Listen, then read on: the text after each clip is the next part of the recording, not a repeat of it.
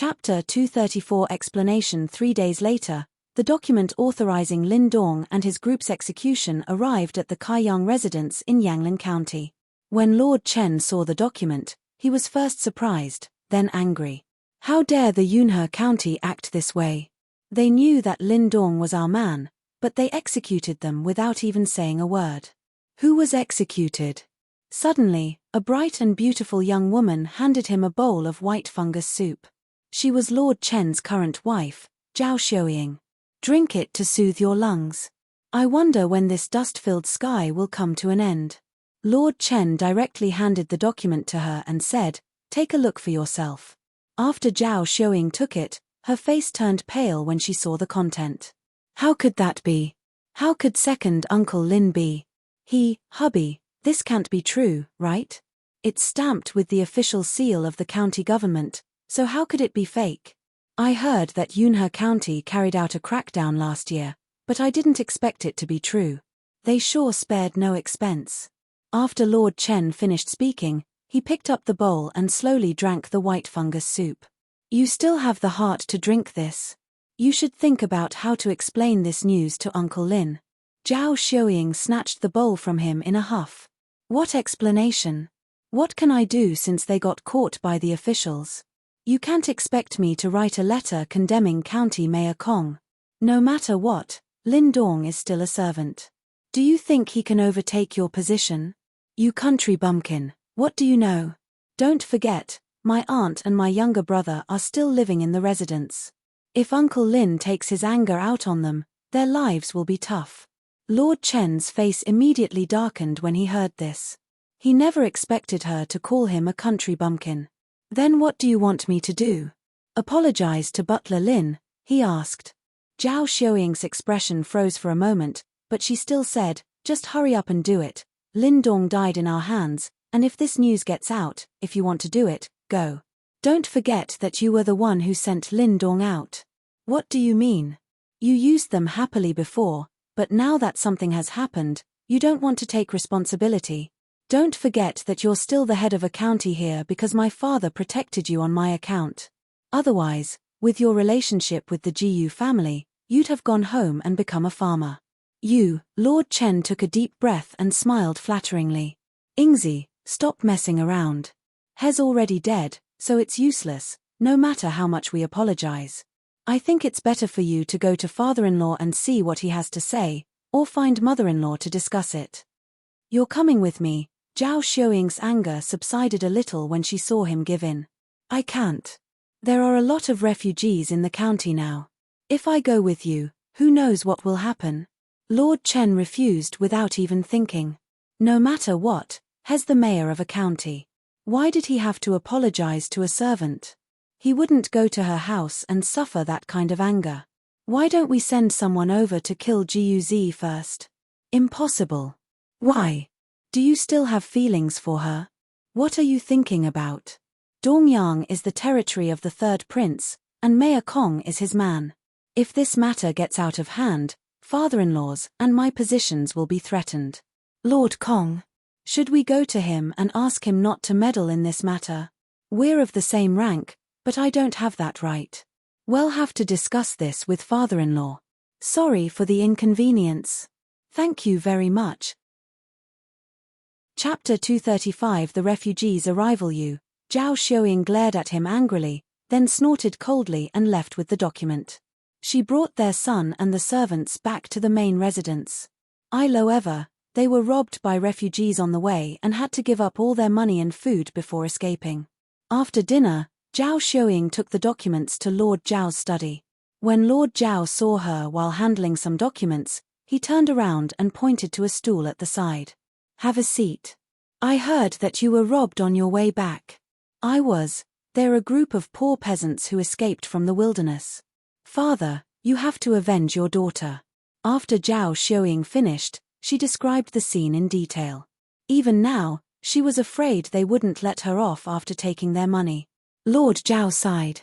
There has been a drought for 2 years in a row, and the land is basically barren now. Refugees are fleeing everywhere, so we won't find anyone even if one send people to look for them. Just treat it as losing money to avoid a worse disaster. By the way, why did you bring your child back in such a chaotic time? Oh, that's right. One came over because I have something for you. Zhao Xiuying handed the document to Lord Zhao. After reading it, Lord Zhao's expression was hideous. Father, Zhao Xiuying said immediately, this Mayor Kong is sure making things ugly. We shouldn't let him off so easily. You know nothing. Lord Zhao snapped. If he were to make things difficult for another government official just because of a servant, his position in the government would be over. However, it was pretty embarrassing that this happened. He knew he couldn't openly do something about this, but that was different if he did it in the dark. Thinking of this, his eyes flickered as he smiled. Father. Zhao Xiuying looked at his malicious smile and couldn't help but shiver. Do this. Lord Zhao waved at her and whispered a few words into her ear. Remember to do it in private. Don't give anyone anything they can use against you, he reminded her. Zhao Xiuying's eyes lit up at the great idea. Not only could this vent their anger, but they would also solve the problem of the refugees. It was akin to killing two birds with one stone. She nodded and said, I'll remember that. I'll go back and implement it tomorrow. Okay, I'll arrange for someone to send you back tomorrow. Remember, it won't be peaceful in the future, so don't go out alone. I will remember that. Well then, I will take my leave. Zhao Xiuying left the study after she said goodbye to her father. The following day, the Zhao family's guards escorted her home. Half a month later, many refugees arrived in Yunhe County, causing more chaos. However, it was quickly suppressed by the soldiers. County Mayor Kong had to call on large families to open their warehouses and provide porridge to calm the refugees. When Zhu Ying saw this, she asked Sun Hongliang to follow the wealthy families in the town and build a shed outside the town. However, what she gave was not porridge but a soup with some flour dumplings. She added a little meat, oil, and vegetables, which the refugees loved. At noon, Zhu Ying went to the cloth shop and picked 2 sets of fine cotton clothes for Jiyu Ziqiu as a congratulatory gift. When she returned, she saw Chang Shun waiting in the restaurant. Uncle Chang, why are you here? Did something happen in the manor? That's right. There were thieves in the village last night. Although they were discovered in time, many white potato vines were still ruined. Chang Shun stood up and spoke with a pained expression. Those were the sweet potatoes that they had painstakingly preserved. Just like that, these thieves had ruined nearly an acre of land. It really made them furious. After Zhu Ying heard this, she thought of the groups of refugees outside, and her face suddenly darkened. She asked, Did you catch anyone? Sorry for the inconvenience. Thank you very much. Chapter 236 Bait Yes. The patrol team caught 10 refugees. 3 of them fell into a trap and were injured, so 1 am here to ask you what we should do with these people.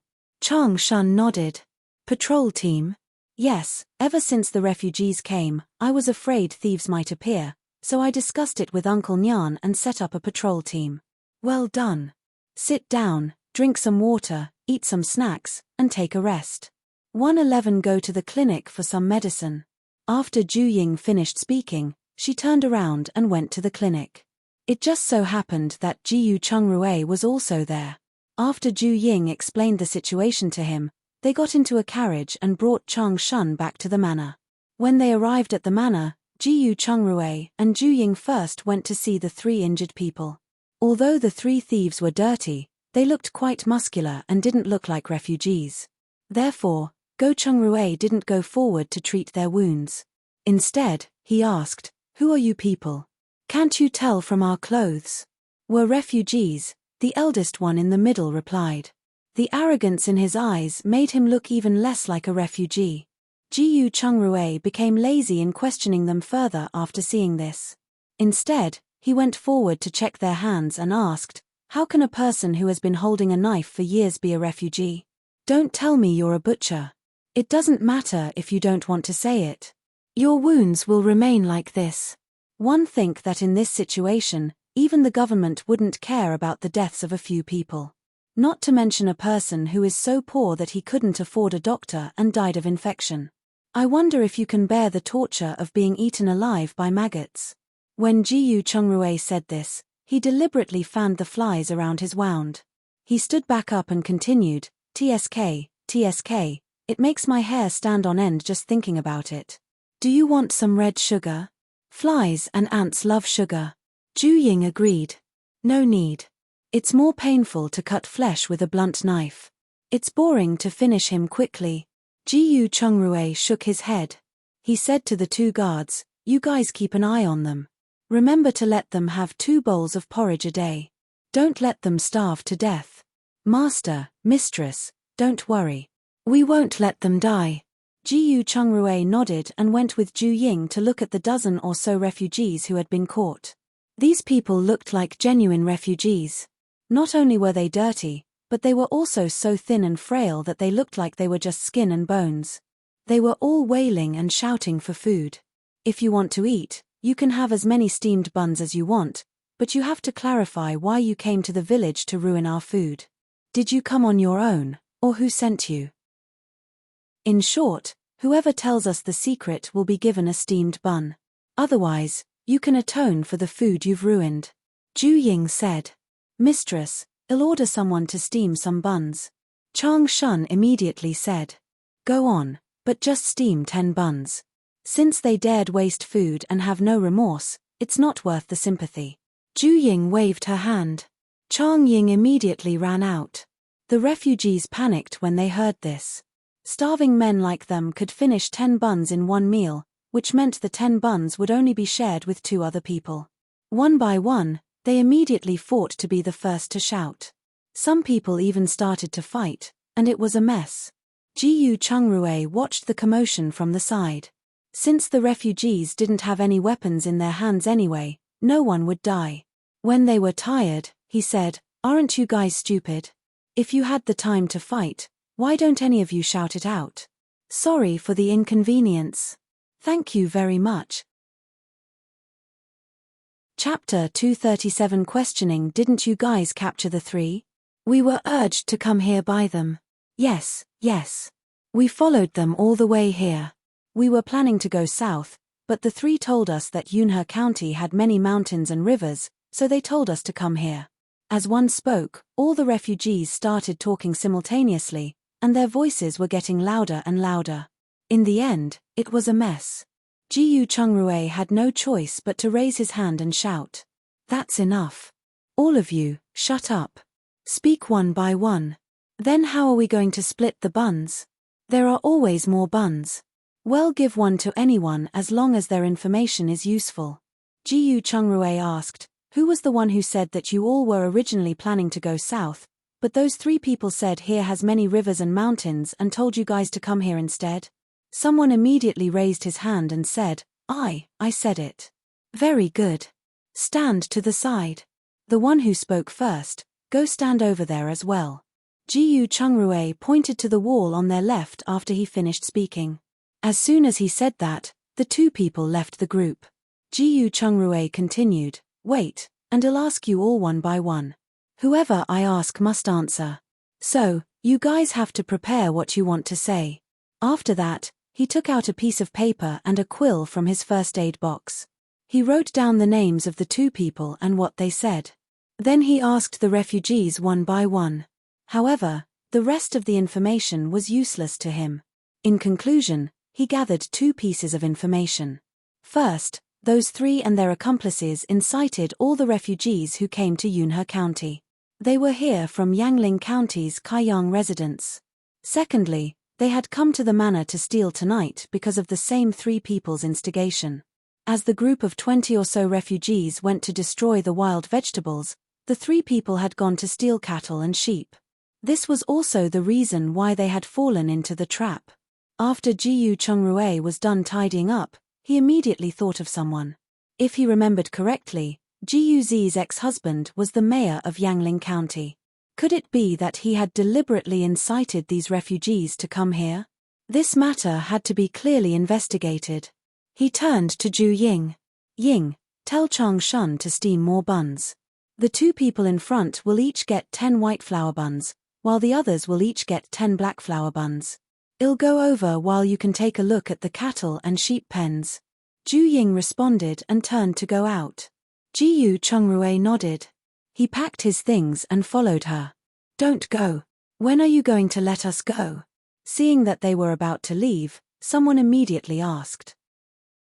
When it's time to release you, I'll do so. Ju Ying replied and ignored them.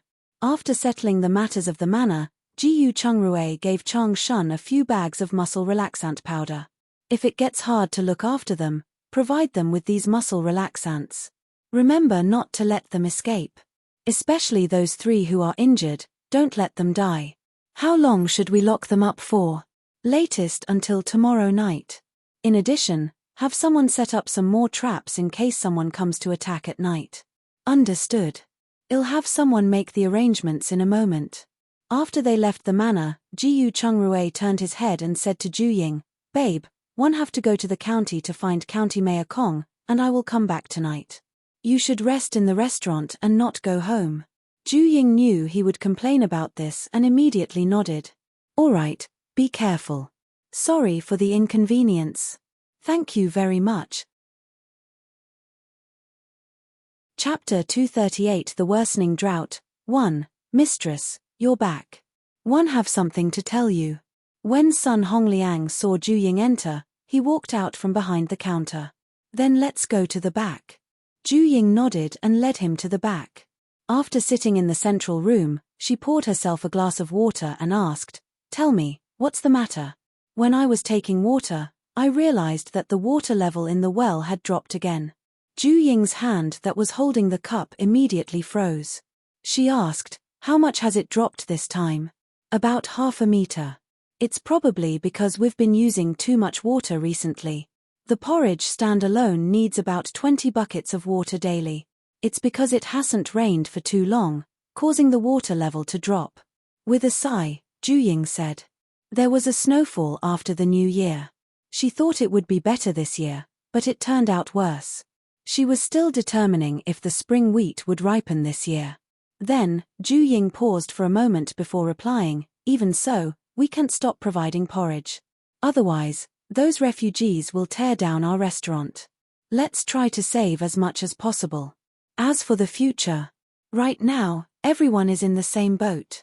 There will be others who can't continue this charity before us, so there's no need to be the first to step out. Oh, right. How much food is left in the warehouse? About 2,000 pounds of rice and less than 5,000 pounds of black flour. Increase oil and water in the porridge stands. The beef oil and mutton stored in the ice cellar can be put in. Also, put in dried vegetables to save as much grain as possible. This year's situation isn't optimistic, so we must plan early. I understand. Please rest while one carry that out. Sun Hongliang responded and got up. Ju Ying couldn't sit still after drinking a glass of water. She immediately went to the well and tied a rope to a clean stone to measure the depth. She didn't expect the water to be less than 2 meters deep. Their well was a well-known deep well in town. What about the other wells if the water in this one was almost at the bottom? She carried the stone out of the restaurant and wanted to find a public well to test. However, when she arrived, she discovered that she did not need to run a test.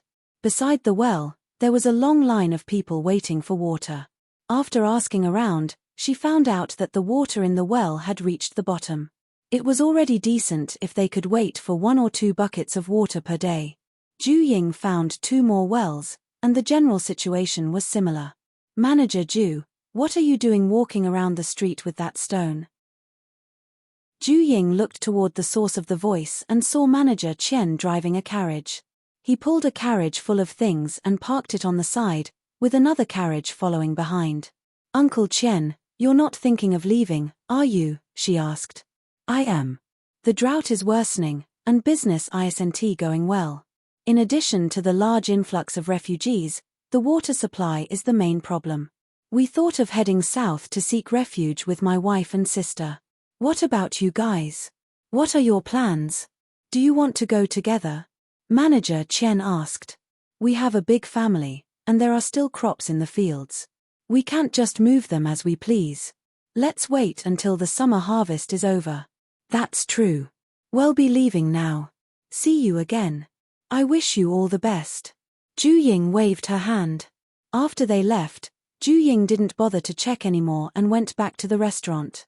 On the other side, Jiyu Chungrui drove the carriage to the county government office and found Mayor Kong. He told him about the three people's situation and said, "I'm sorry, Mayor Kong. I'm afraid I've implicated you because of my sister's matter. Sorry for the inconvenience. Thank you very much." Chapter 239 The Worsening Drought. 2. You're being too polite. Even if that incident didn't happen, there would still be refugees coming here. It's just a matter of time, Mayor Kong said as he helped him up. But to be honest, the drought is getting worryingly serious, he continued. Many wealthy families in the county have decided to take refuge in the south. The following days are really not going to be easy. You guys have to be careful. We will. Then, do you want to handle those people, or should we do as we see fit? How about this? You go back and keep an eye on them first. Tonight, one will discuss this with the other officials in the county. No matter the result, I will give you a definite answer tomorrow. All right, sorry to trouble you. Jiyu Chungrui took 2 small porcelain bottles from the first aid box and handed them to him. One bottle is to relieve fatigue, and the other is to prevent heat stroke. Keep it, just in case. Thank you. County Mayor Kong took it with a smile. After that, he gave Jiyu Chungrui a few more instructions. Jiyu Chungrui responded and left the county government office. After he came out, he detoured to the market to purchase some medicinal herbs. When he passed by the bank on his way back, he realized that many people were going in and out. He went up to ask around and discovered that many people were exchanging silver or banknotes. He also heard that many people were planning to head south. Further ahead, many others lined up in the grain store.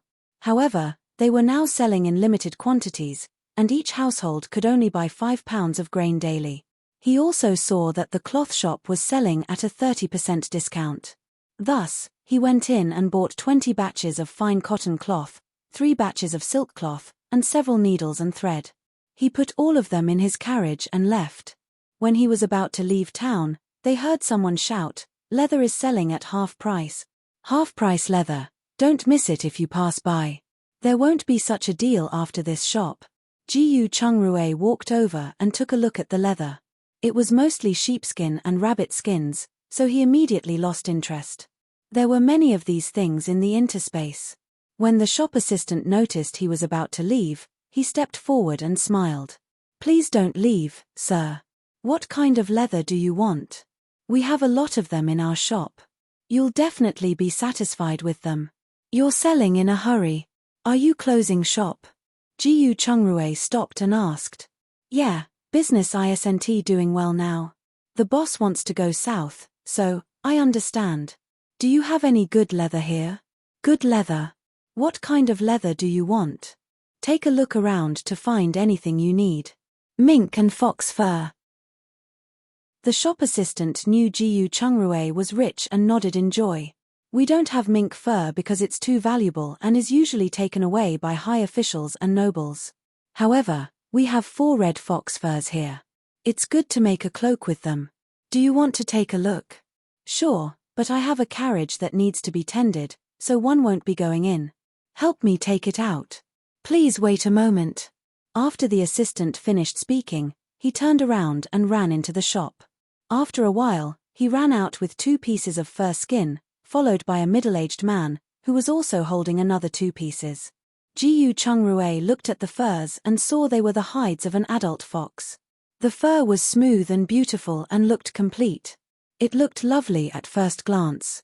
"How much are these?" "If it's appropriate, 111 take it all," Jiyu Chungrui said. "I 20 taels, no bargaining," the middle-aged man said. At the same time, the shop assistant opened his mouth but swallowed the words that were about to come out. However, from his disdainful expression, it was not difficult to tell that the price of the furs was too high. Seeing this, Jiyu Chungrui returned them to the middle-aged man. "You should keep it for yourself then. It's more expensive compared to usual. Sorry for the inconvenience." "Thank you very much." Chapter 240 Invitation Please don't leave. We can discuss the price. The middle-aged man quickly smiled and persuaded, if you're sincere about selling them, give me an honest price. Otherwise, forget it. It's more worthwhile to buy food back in this drought. Look at what you're saying. These are really good products that aren't easily encountered. How about this, 15 taels? You can take all 15 taels. 10 taels. Load it up if you want to sell it. If not, I'll leave town. Jiyu Chungrui turned his horse around after he finished speaking. You're too ruthless in your bargaining. How about we each take a step back and add 3 taels? Seeing this, Jiyu Chungrui did not say anything and just pulled the reins, about to set off. Fine, give me the silvers. Seeing this, the man gritted his teeth and sold the furs. At least he could recover his costs. Jiyu Chungrui handed the silver to him and then asked the shop assistant to load the furs into his carriage. After the middle-aged man left, Jiyu Chungrui asked, "Young man, are you going to lose your job soon?" "Exactly. After I'm done with these hides, I should be going home. If you find it convenient, you can go to Qingshui Town's Grassland Taste Restaurant to get a job." Jiyu Chungrui offered with a smile, leaving the stunned assistant behind. He just saw that this kid was quite clever and honest. If properly trained, he would be a rare talent. When he returned to the restaurant, the sky had already turned completely dark. After getting someone to help move the things into the restaurant, he took out 10 batches of fine cotton cloth and handed it to Mrs. Li, asking her to make everyone's summer clothes. He put the rest in the main living room and then took his herbs to his clinic. After entering, he thought of the 3 injured captured men and decided to interrogate them. The 3 people who were locked up had been bothered by flies for the entire afternoon. The blood on their wounds especially attracted flies, and they were gradually swelling. The men had also started to develop a fever. When they saw Jiyu Chungrui, they immediately thought of his previous remarks. The men feared their lives would be gone if Jiyu Chungrui didn't treat them in time.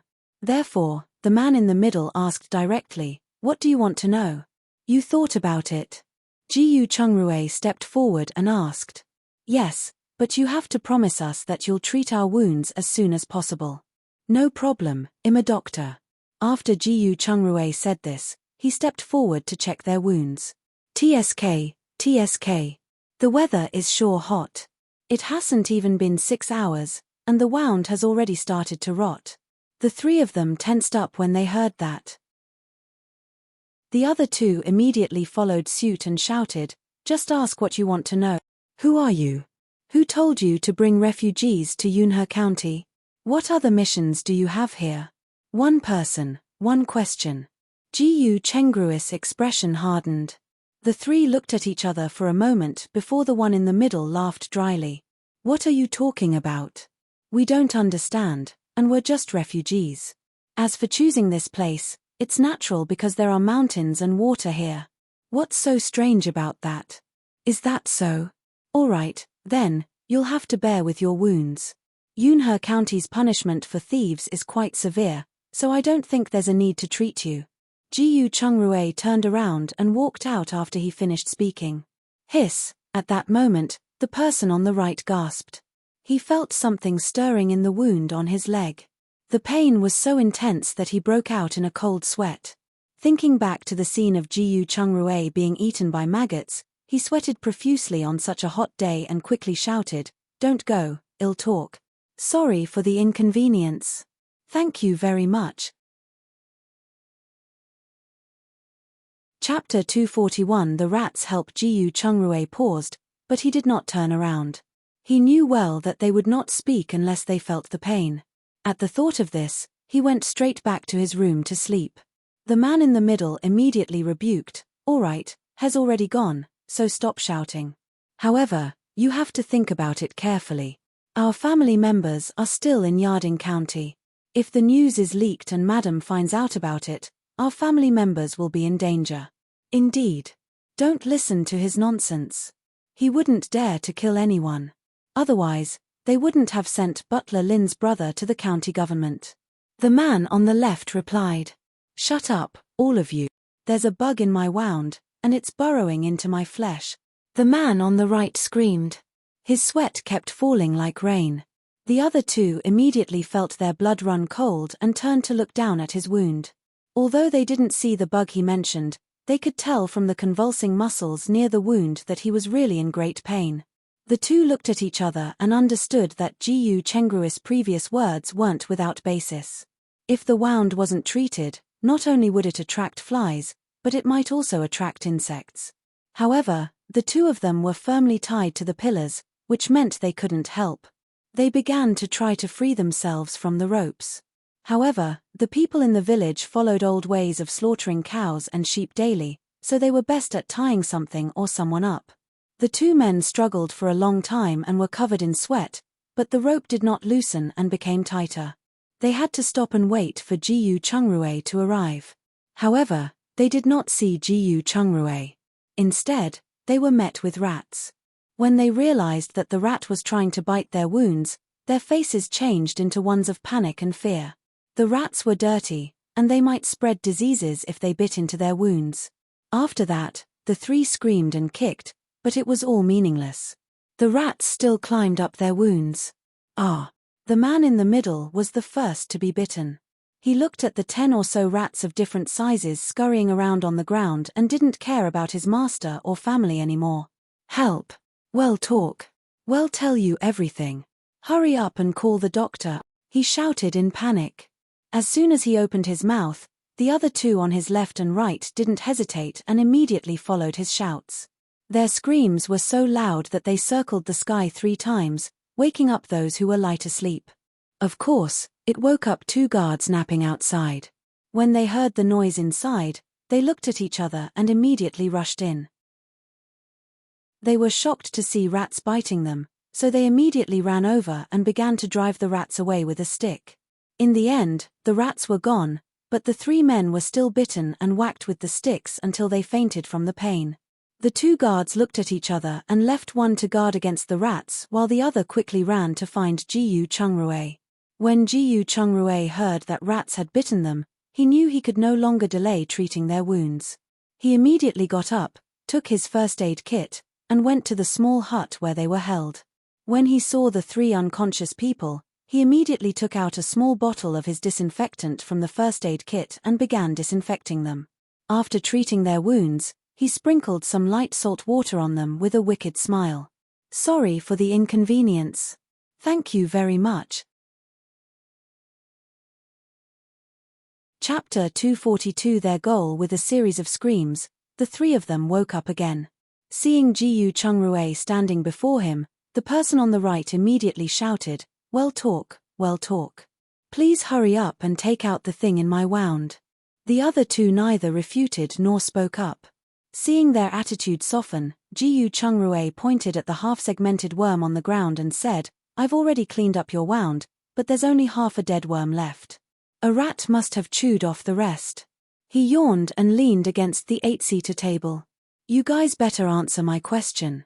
I'm tired and don't have the energy to waste. The 3 were overjoyed when they heard that the wound had been treated. They quickly looked down and saw that the wound had indeed cleaned up. However, there was no medicine or dressing for their injuries. Why didn't you bandage our wounds? The man in the middle immediately asked. You guys haven't answered my question. I've already done my best to treat your wounds. After Gu Chengru finished speaking, he turned around and started to pack up his first aid kit. Well talk. Were indeed following the orders of Yangling County's mayor to incite refugees to come to Yunhe County, the man on the right immediately said. Gu Chengru nodded and looked at the other 2. We are the subordinates of Miss Zhao, the wife of Lord Chen. We are here to avenge the Lin family's second housekeeper, Lin Donglin. The person on the left quickly replied. The middleman listened to the 2's answers and secretly cursed them for being so impetuous. They left the most important question for him to answer. He opened his mouth but didn't dare say anything. Seeing this, Gu Chengru smiled and ignored him. Instead, he cleaned the other 2 people's wounds, applied some medicine, and bandaged them. He took his first aid box and turned to leave. The middleman's heart trembled when he saw this. He immediately recalled the heart-wrenching feeling of being bitten by rats. He was the only one who had his wounds unbandaged. When the rats return, he will be the first to be bitten. Thinking of this, he quickly shouted, other than bringing the victims here to take revenge on County Mayor Kong, we're also here to take revenge on the former Madam, Guz.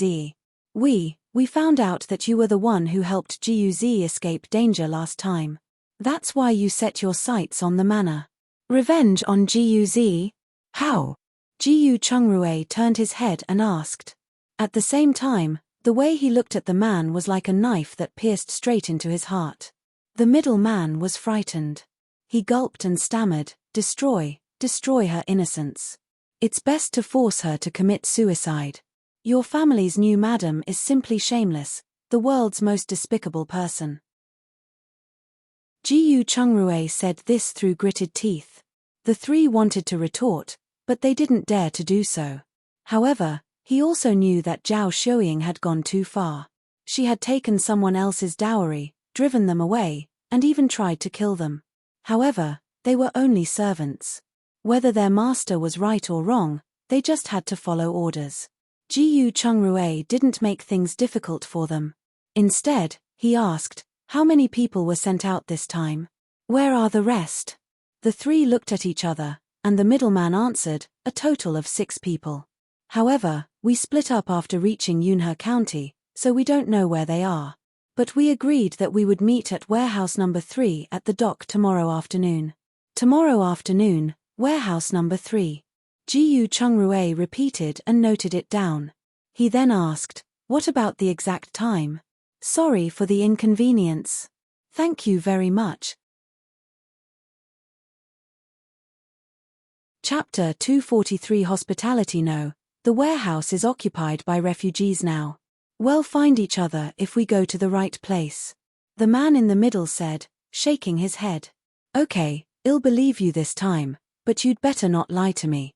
Otherwise, don't blame me for making things difficult for you.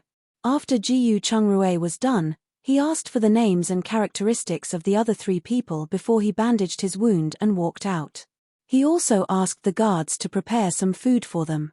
The next morning, Jiyu Chungrue found Qian Zhuang and Jiyu Erjiang and asked them to find a few more people to keep an eye on the 3 people as described.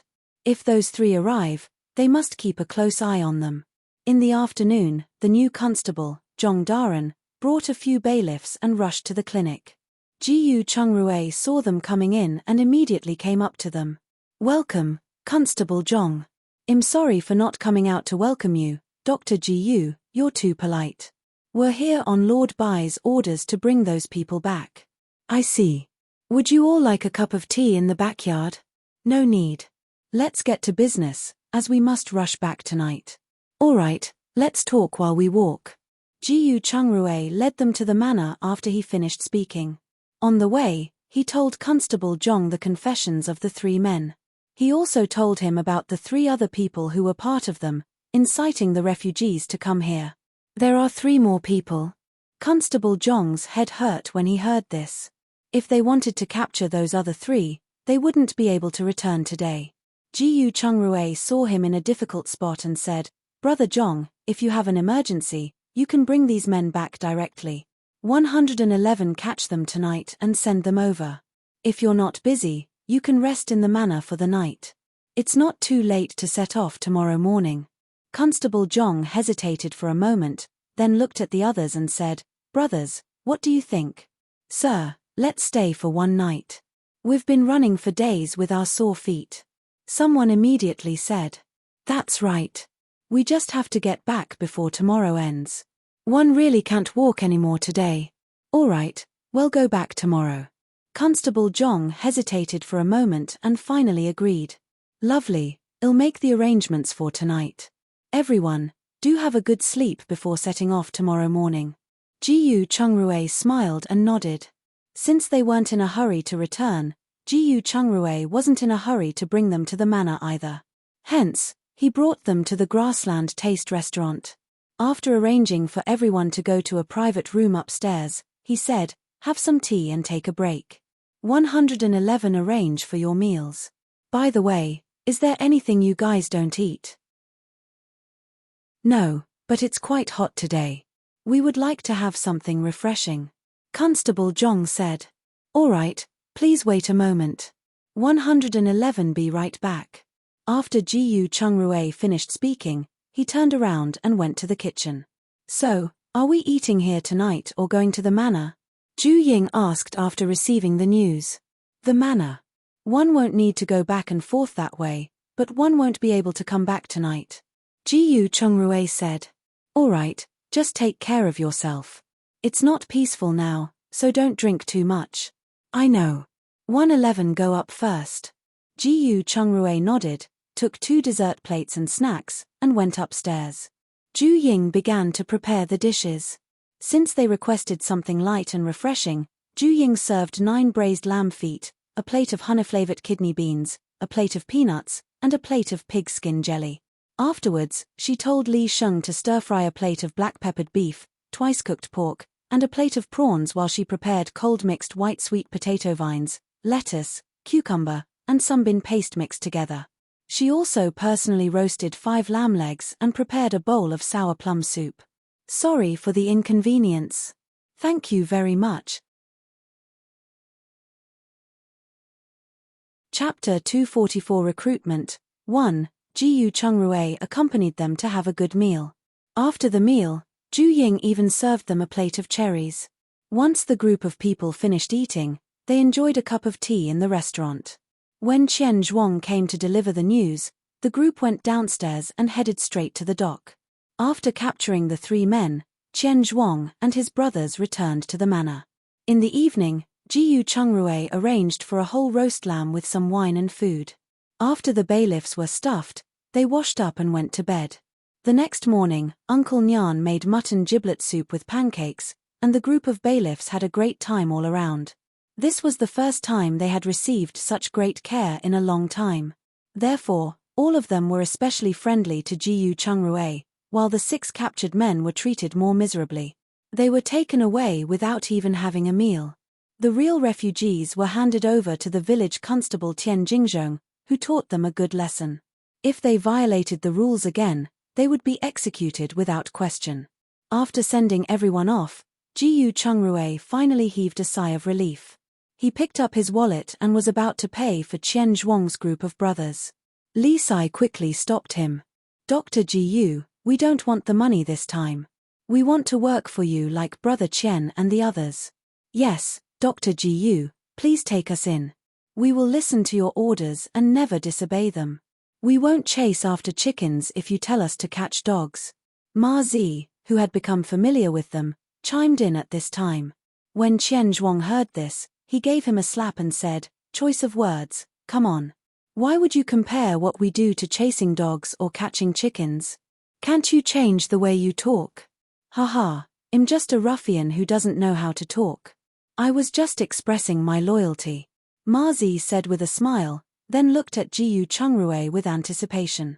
Seeing this, the others immediately followed suit and expressed their loyalty. Some even knelt on the ground and kowtowed. Life was getting harder recently, not to mention that these were hooligans who couldn't do proper work.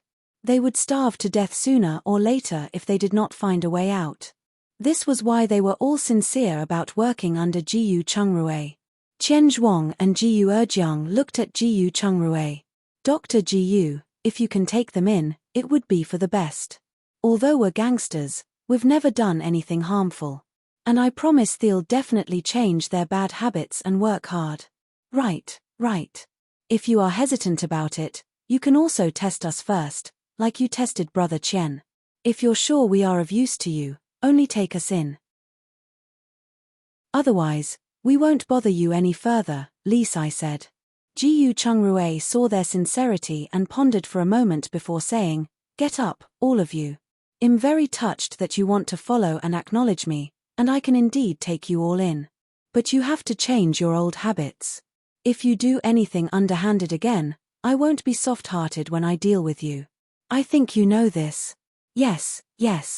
If anyone commits a crime, you don't have to do anything. We'll deal with them ourselves. Li Sai nodded. They were all present when Jiyu Chungrui dealt with Lin Dong, and they knew his skills better than anyone else. This was one of the reasons why they had chosen to follow him. If they followed a powerful master with solid connections, they would be able to rise in social class in the future. Besides, the young couple were usually kind and generous people. Yes, we will not allow a bad apple to spoil the bunch. Jiu Jiang chimed in. How about this? You'll all have a 1-month trial. If your performance is decent after this month, I'll take you in as long-term workers. All right, 1 month it is. Li Sai said. Then what will they be doing? Are they going to collect ingredients with us? Qian Zhuang asked. Sorry for the inconvenience. Thank you very much. Chapter 245 Recruiting. 2. No, you two will still be doing that on your own. They will stay in the village and protect the crops, cattle, and sheep with the people in the village.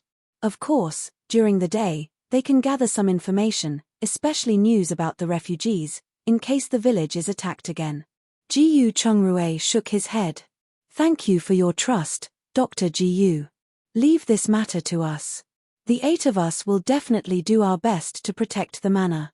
Li Sai said. It's a deal then. Go home and tell your families today. After that, pack up some clothes and bedding and move to the outer courtyard of the manor. As for how you're going to split the living quarters, you can discuss it among yourselves. There's also the monthly salary during your trial period, 3 meals per day and 300 coppers per month. Once you all pass the trial period, it'll be 500 coppers. Dr. Jiu, can we move over too? That way, we won't have to cook too. Qian Zhuang asked with a pleading smile. Yes. We're going hungry these days, it's been hard. Jiu Jiang quickly echoed. Sure, as long as you are willing to stay, anything is fine. Jiu Chongrue replied. After sending the group off, he found Chang Shun and asked him to make arrangements. He also asked a woman who cooked to prepare 3 meals daily for the group. Master, they're all gangsters. Are you really going to take them in? Chang Shun asked with an unwilling expression. They were people that everyone usually avoided, so why did Jiu Chongrue still invite them into the manor? If they had any bad intentions, it would be troublesome. Furthermore, the villagers were attempting to save as much food as possible this year. Many people had been fired from their long-term jobs, but Jiu Chongrue instead recruited a group. This meant a lot of extra food expenses daily. He did not hide anything and told him his worries. Jiu Chongrue patted his shoulder and said, Uncle Chang, have you ever heard of the saying that when the water is too clear, this means there aren't any fish? As long as we make good use of them and benefit ourselves, we don't have to care about their identities. Although Chang Shun felt a little conflicted after hearing that, he knew Jiu Chongrue was determined to take those people in, so he didn't say anything more. But at night, his initial impression was overturned. Because Li Sai and the others checked all the traps, they gave him a lot of helpful advice. Saying that the defense of their village was impregnable might be exaggerated, but there definitely weren't any more loopholes after improving based on Li Sai's advice. Furthermore, the men were well versed in gossip and information, particularly Ma Zi. He even divided the refugees into several groups and asked which village they were from, inquiring clearly about who had conflicts with whom. Gradually, Chang Shun let go of the prejudice in his heart, but he didn't let down his guard in case a thief was among them. On the other end, after Jiu Chongrue returned to town, he went straight to the restaurant and sent the best young beggar who was well versed in martial arts, Jinya, to the manor. He asked that he take some time in the morning to teach the manor's long-term employees some self-defense martial arts. Turning to Constable Zhong, after he had sent the 6 men to jail, he handed over the confessions of the 6 men to Mayor Kong. My lord, should we go to the southwest to stop the refugees from coming over? I'm afraid that if this continues, we won't be able to take it. Do you think we can stop the refugees? I've already reported this to the government. Let's see how they reply.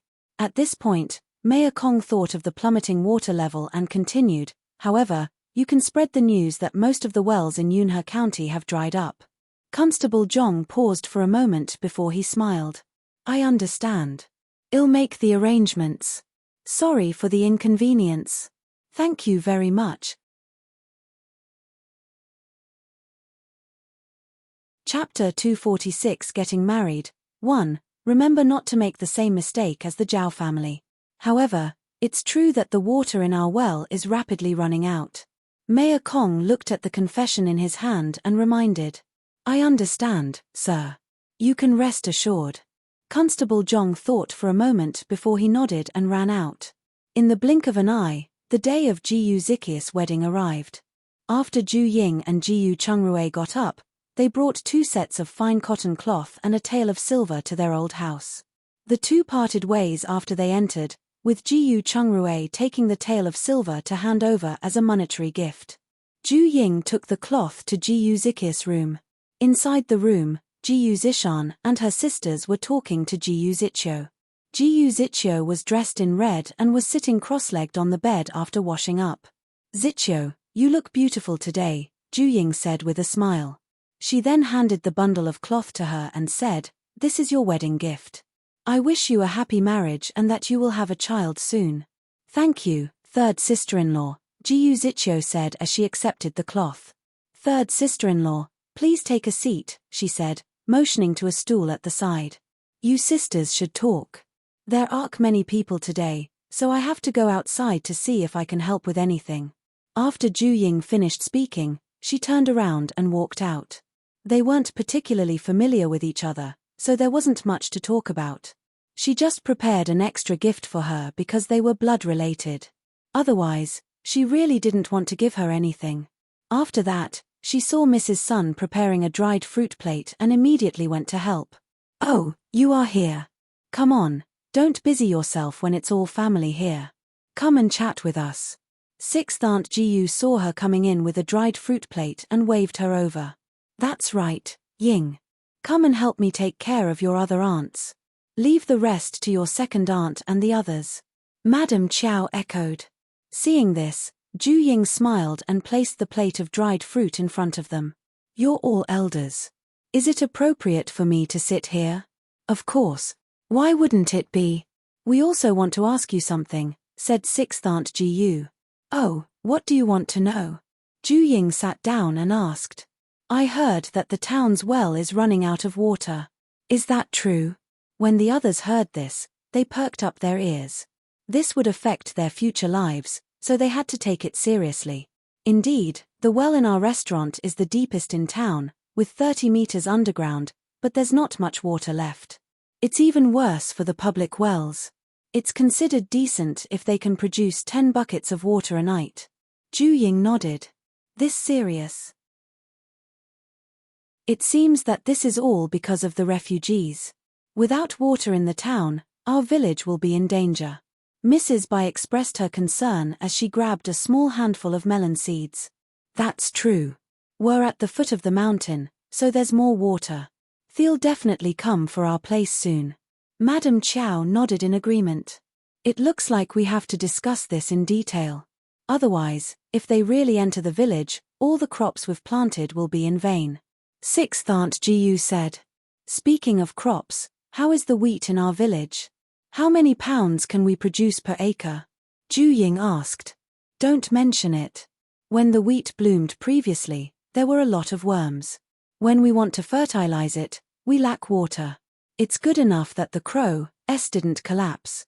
Mrs. Bai sighed. Indeed, for this year's harvest, having 30 to 40 pounds per acre is already considered good. On the other hand, the sweet potatoes you gave us to plant are drought-resistant and growing well. We can even eat the leaves of those plants. Sixth Aunt Jiyu added. Then let's put in more effort to water those potatoes. Who knows, sweet potatoes might end up becoming our life-saving food. Ju Ying said. Sorry for the inconvenience. Thank you very much. Chapter 247 Getting Married, 2, That's true. The only things that we can water now are the sweet potatoes and our vegetable fields. Mrs. Bai concluded. The others weren't happy after hearing this. They fell silent because they all knew how bad their situation was. With the water level in their well, they didn't know how many more times they could water their crops. If they couldn't hold on until the day of harvest, their coming would be harrowing. Just as everyone was silent, Mrs. Wang, Jiyu Zi, Mrs. Fang, and her son came in. Hey, what's going on? Why are all of you just sitting there and not saying anything? We were just talking about the crops in our fields and aren't optimistic about them. Do take a seat. Ju Ying explained and got up to give her the stool. After greeting Jiu and the mother and son, she asked, "Big sister, where are the two children? Why didn't you bring them?" "Changxi took them to play. He'll be back in a while," Jiu replied with a smile. Ju Ying picked up the teapot and was about to pour a cup of tea for them when she found that the pot was empty. "You guys continue chatting while I get some more tea." After she said that, she took the teapot and walked out. The others surrounded Jiu and asked about her life in town. Seeing this, Mrs. Fang took the opportunity to find Jiu Zichio and give her a gift. When Ju Ying returned with her teapot, the groom drove a carriage to pick up the bride. Jiu Chengxi immediately brought a group of youngsters to greet them, asking for some red packets and candies before letting them in. After that, Jiu Zishan and the rest stopped the groom from getting in again at the entrance to the house. After receiving some red packets, they only let the groom in. Jiu Chengxi went in and carried Jiu Zichio out of the boudoir. After the newlywed couple went to the living room to pay their respects to the bride's parents, they set off. As soon as the carriage left, second aunt Jiu took a water basin and went out, crying. She splashed it at the door and stood there, staring at the carriage with tears flowing down her face. It really fits that saying, "A married girl is like water that has been poured out." Ju Ying said it with emotion. That's right, that's why we women have a hard life. No matter how good your maternal family is, once you get married, you're an outsider. The in-laws still treat you as an outsider before you become the head of the family. Mrs. Guo spoke at this moment. Ju Ying was stunned after hearing that and continued, "This is why women should be self-reliant. We shouldn't rely on others." With Mrs. Liu's personality, if her daughter Jiu Ziki could not marry into a prominent family in the future, she would not care about her after that. This meant she had to rely on herself. As for whether Jiu Ziki could understand her hint, she didn't care about that. Afterwards, Ju Ying turned around and called everyone back into the house. When the banquet started at noon, because Jiu Chengji, his wife, and Jiu Chengye had gone to send off the bride, Jiu Chengrui had to accompany Father Jiu and second uncle Jiu to entertain the guests and give toasts to everyone. After a round of drinking and when everyone was almost done eating, the three finally returned. They quickly ate a few mouthfuls because they still had to see the guests off later. When it was time to send off the guests, the patriarch pulled Jiu Chengrui aside and said, "You can sit down now since your two elder brothers will be able to handle the small number of guests now." "Exactly. Take a seat, and let's discuss something." The village chief agreed. Jiu Chengrui had no choice but to sit down when he heard he had something to discuss. "What is it about? I heard that many people have started to escape to the south. What do you think our village should do? Should we leave after the summer harvest?" The village chief asked directly. "Yeah, I'm afraid the well water in the village won't last long." The patriarch nodded. "I personally think that we shouldn't leave if possible. The most important thing is that our village is not yet at the end of its rope. Take the ring of mountains behind us, for example. Do you think there's no water or food in it? With the harvest from the fields, we can still hold on for another year. A year's time should be enough for the weather to recover. Sorry for the inconvenience. Thank you very much." Chapter 248 Finding Water Sources 1. But there are also many refugees. When we are really at the end of our rope, the resources in our village aren't even enough to fill the gaps between their teeth. The village chief spoke with a worried expression. "Then, if we go out to seek refuge, can you guarantee that we won't be robbed on the way?" Jiu Chengrui asked in return. "As far as I know, the entire north suffers from a drought, so the only place we can escape is to the south. But how are we going to live there without land and houses? Do we really have to abandon our family business here? If we are planning to come back after this drought, I don't think it's necessary to go through so much trouble since it's so far away. Therefore, I think the most urgent thing is to quickly go up the mountain and find the nearest water source. If we find a water source, we can survive even if there is no water in the well." Water source. The village chief's eyes lit up when he heard that, but he smiled bitterly. Most of the water sources are deep in the mountains. Even if we find one, it's not easy to transport it out. By the way, is the river source in our village far away? Although it doesn't flow anymore, maybe there is still water at the source. I know where it is. It's not far, but it's high up. Unless the water flows down naturally, it isn't practical to go up and reach it. The patriarch replied. There are always more ways to solve a problem. Besides, no matter how difficult it is, it's still better than running away from here. How deep is the well in our village? Jiyu Chongrue asked. The well at the village entrance is 5 feet deep, and the one at the foot of the mountain is 3 feet deep. Why? The village chief asked. Could it be you want to dig a well? But if there's no water in one, wouldn't it be useless to dig more? Do you really think so? If we dig deeper to 10 or even 20 feet, there would definitely be water. Jiyu Chongrue reminded them. The village head and the patriarch looked at each other as their eyes lit up. They didn't know if this would work in other places, but their village was at the foot of a mountain, so they had more water than in other areas. If they wanted to dig a deeper well, they could try it. As for the funds needed, this was something the two clans could provide. The only thing the villagers had to do was dig it. Then it's decided. We'll find someone to try to dig a well. If it really doesn't work, then we'll talk about fleeing here. The village chief made a decision. Yeah. Honestly, I'm scared to even think of fleeing here. The patriarch nodded in agreement. Take the opportunity to set up some traps near the village. Otherwise, our village will become a target for everyone because of our water and food. Alright, this matter must be arranged, too, as it isn't safe to rely on the patrol team. The village chief nodded in agreement. After that, the 3 men went out and wandered around the village to find the location of a water source. At this time, Jiyu Chongrue discovered that the water measurement here relied on mugwort as a guide. There was no scientific basis for it.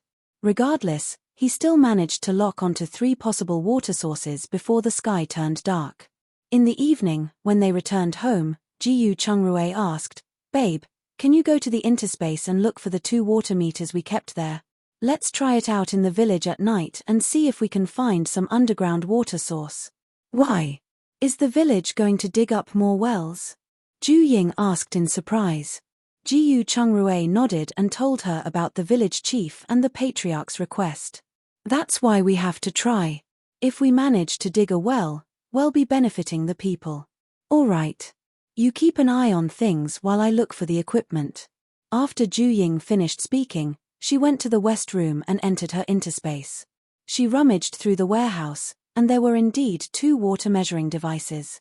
According to the instructions, they could measure up to 300 meters, more than 1,000 feet deep. She placed it in the villa, then took a small watermelon that weighed about 4 to 5 pounds out of her interspace. After the 2 of them finished eating the watermelons, they rested on their beds for a while. Sorry for the inconvenience. Thank you very much.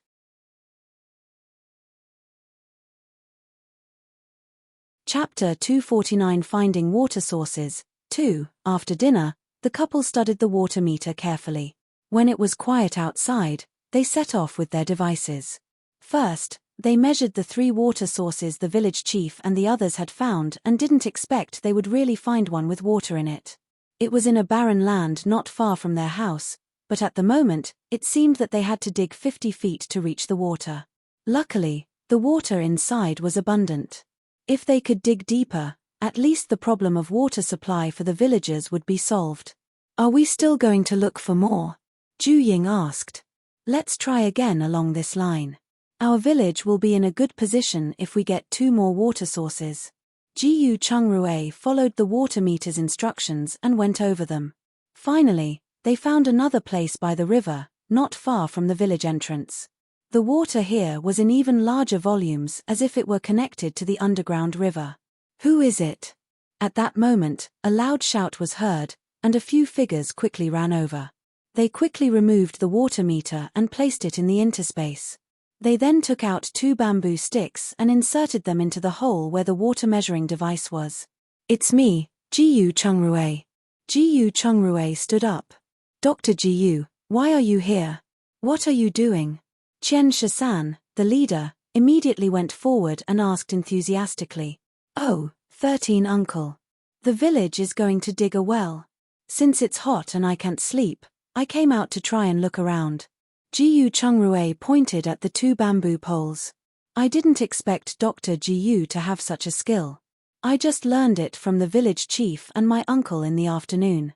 So how is it? Can we get water from here? Qian Shisan asked. The rest of the patrol team also surrounded the bamboo pole and looked at it curiously. I'm not sure yet. We'll know soon. By the way, how many patrol teams are here at night? Jiyu Chungrui asked. 2, one to the east and one to the west, Qian Shisan replied. Jiyu Chungrui nodded and then chatted for a while. After about 15 minutes, he pulled out the bamboo pole. As expected, more than half of it was wet. Seeing this, Qian Shisan immediately exclaimed, "There's so much water here." Yes, yes. It seems like our village is saved. The villagers also exclaimed. Maybe it's because it's close to the river. Jiyu Chungrui replied. If he wasn't wrong, this was the junction of the above-ground and underground rivers, which was why there was so much water. It should be. Chungrui, you've saved the entire village this time. Qian Shisan nodded. Uncle, don't say that. The village chief and the patriarch would find this place sooner or later. Jiyu Chungrui made a mark and said, "You guys go ahead. We'll head home after we're done with the marking." We'll continue our patrol then. Take care, you two. Qian Shisan responded and left with the rest. Jiyu Chungrui and Zhu Ying heaved a sigh of relief simultaneously. Fortunately, they didn't ask too many questions or else they wouldn't know how to answer them. After finding this place, the two didn't continue looking. Instead, they went home to sleep. The next morning, Jiyu Chungrui told the patriarch about the water source he had found and didn't mention anything else. After the young couple arrived in town, they busied themselves with their own businesses. At noon, Fang Qing returned with his men in a sorry state. He approached Zhu Ying in the backyard and said, "Mistress, something happened." What happened? Zhu Ying, picking vegetables under a big tree in the courtyard, looked up and asked. The refugees at the porridge stand are causing trouble. Fang Qing took a deep breath and explained, "Now, most of the porridge stands don't even provide real porridge. Some of them are so diluted that they can reflect a person's shadow, while others use discarded grains to fill the gaps. As for ours, our flour dumpling soup is also being criticized. Sorry for the inconvenience. Thank you very much."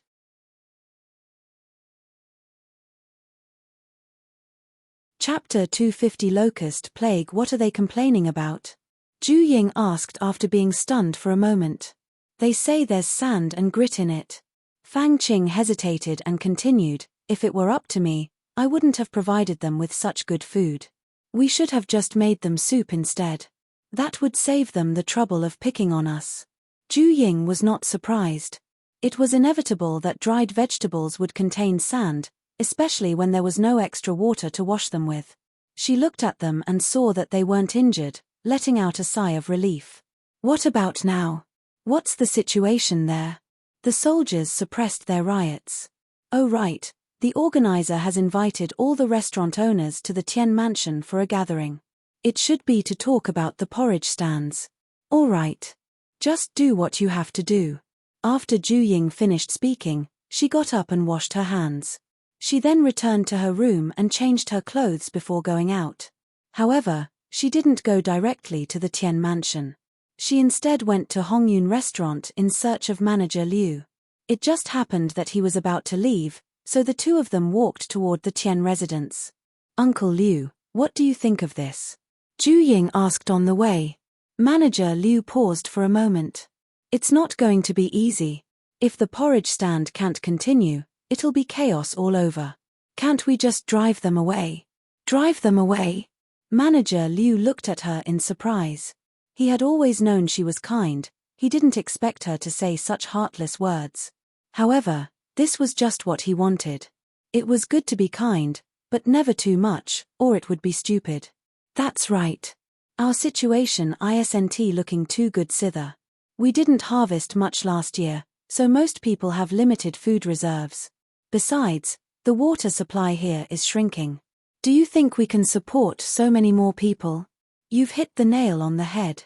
To be honest, I'm planning to close the restaurant in 3 days. Seriously? It's true. Our food reserves are limited. The military camp needs more food, so most of the food and meat have been provided to them. Is there a shortage of food at the military camp? That's right. Last year, the Dongyang residents didn't collect taxes, so military provisions entirely depended on the imperial court. However, now, half of the country is suffering from a drought. The 5 prefectures in the south and north of Kaiyang had recently encountered a locust plague.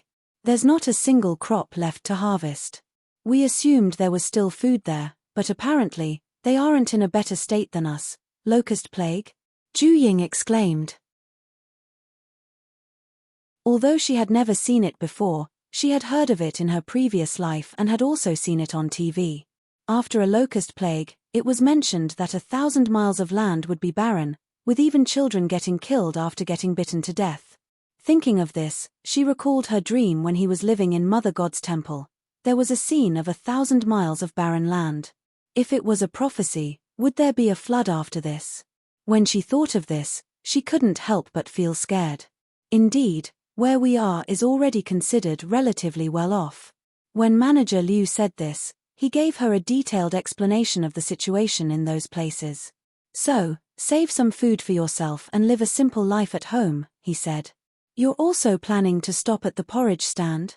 I'm not afraid of you laughing at me, but Hongyun restaurant only has less than 1,000 pounds of rice and 400 pounds of white flour left. It's almost the same as mine, so we must work together. Yup. But we can't be the first to say this. I don't think we need to, so let's see how it goes. Manager Liu said, smiling. Ju Ying was stunned, but she remembered what Fang Qing had said. Some porridge stalls had porridge so thin that it could reflect a person's shadow. There were indeed others more anxious than them. Sorry for the inconvenience. Thank you very much.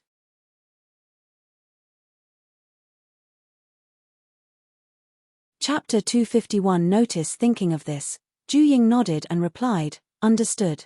Oh right, if there's a harvest in your manor this summer, remember to set aside a portion. Ship it to the military camp. Yes. When Ju Ying heard his answer, she had mixed feelings. Because she was sure that if the military camp weren't extremely short of food, he would not ask her for this. After all, there were only 120 acres of land in her manor that could be used to grow grain.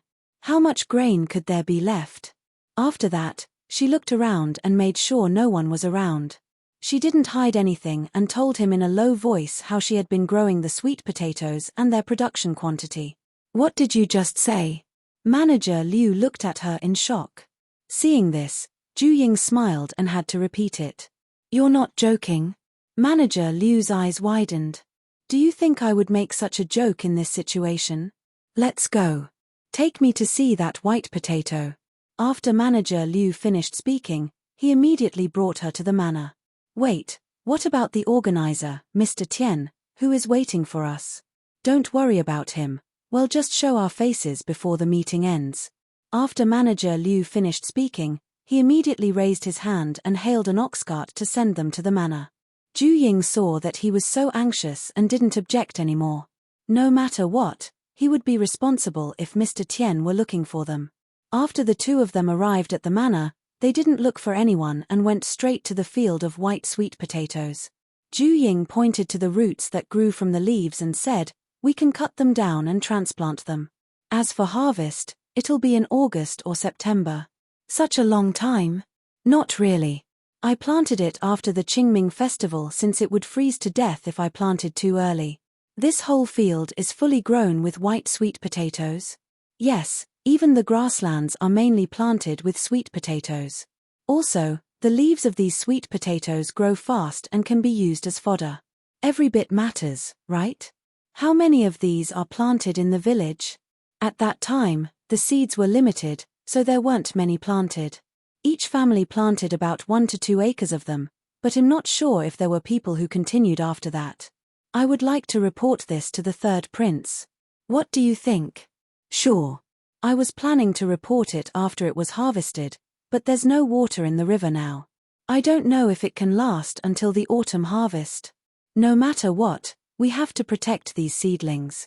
Well, think of a way to deal with the rest. As long as you leave me some seedlings, you can do as you please. After that, the two walked around the sweet potato field once more before returning to the town to look for Mr. Tien.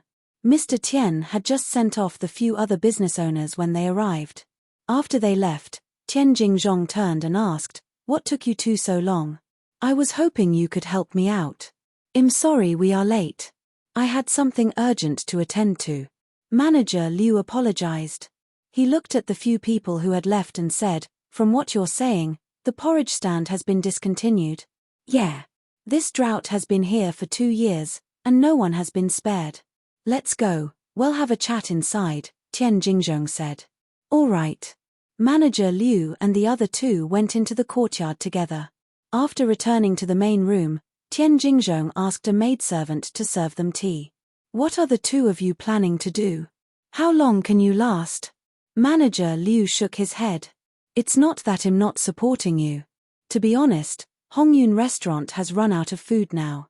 There is also no place to purchase more. So, I'm planning to close it from tomorrow onwards. Sorry for the inconvenience." "Thank you very much."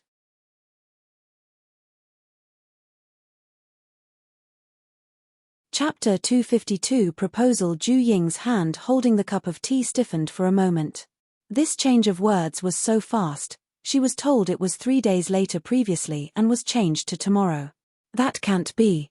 I know that there are 2 large manors and nearly 10,000 acres of fertile land under Hongyun Restaurant. There's even a manor that specializes in breeding livestock. How did it get to the point of having to shut down? Tian Jingzhong looked at him in shock. Hongyun was a well-known wealthy restaurant in town. If they also quit, the porridge store would be unable to continue. You also know my relationship with General Ju, so I have nothing to hide. Although there was no tax last year, I took 70% of our food rations and sent them to the military camp. In addition to the restaurant's expenses this year, I'm really running out of money. When Tian Jingzhong heard this, he had nothing to say. Instead, he looked at Ju Ying and asked, "Manager Ju, what about you? I heard that you bought a lot of grain last spring. It can't be that you can't continue running your business, right?" Ju Ying shook her head. "But we don't have any foundation for continuing to produce food supplies. Besides, the manor didn't have much income last year, so we don't have much left either. Besides, once everyone quits, we'll be the only ones left. I can only hold out for 1 day, so there's no need for that. What are we going to do about the 10,000 refugees outside? If they cause a ruckus, we'll be in trouble." When Tian Jingzhong heard their reply, he had a headache. Manager Liu and Ju Ying looked at each other, but neither spoke. After all, this matter was difficult to solve, and they were powerless to do anything. Ju Ying had food, but she didn't dare to take the risk. Besides, they weren't really at the end of their rope. "Help me think of a way. The refugees will have no food to eat and will riot tomorrow." Tian Jingzhong saw that the two of them didn't answer and could only raise his head to ask. "I think it's better to have the prominent families donate some surplus grain for sale. We'll sell a limited amount every day and make them more active. Otherwise, even a normal year wouldn't be able to support so many people, let alone now." Ju Ying spoke after hesitating for a moment. "How much can we collect if we do it that way?" Tian Jingzhong smiled bitterly. "Request it to be mixed with bran, deep-fried hardtack, tofu dregs, and grass." "Ahem, don't come up with such ideas. We aren't feeding animals." Manager Liu coughed dryly and looked her in the eyes. "It's better than eating dirt. Besides, there are wild vegetables and leaves on the mountain. As long as they don't starve to death, it's okay. Otherwise, if we just hand food out to them constantly, they'll become dependent on us, and it'll be more troublesome." Ju Ying continued, "If they agree to this, I can also take out 10,000 pounds of wheat bran. I'll agree, but we'll have to discuss it first." Tian Jingzhong nodded thoughtfully. Since they were really short on food, There was nothing wrong with eating inferior food to save their lives. If they don't want to eat these, they can just leave. Then we'll take leave. Zhu Ying stood up and said. To be honest, she only thought of feeding people grass because she had a flash of inspiration and thought of the words a former minister in ancient times had said on TV in her previous life. When she had heard it before, she had been angry and felt that he wasn't human. However, after learning about the food production here, hearing about the locust plague, and thinking about the people's current situation, she realized that what he said wasn't without reason. Although the food was rough, it could at least save more lives. Besides, if it weren't for her interspace, they would have been in danger of running out of food too. So, she wouldn't entirely abandon the refugees. Sorry for the inconvenience. Thank you very much.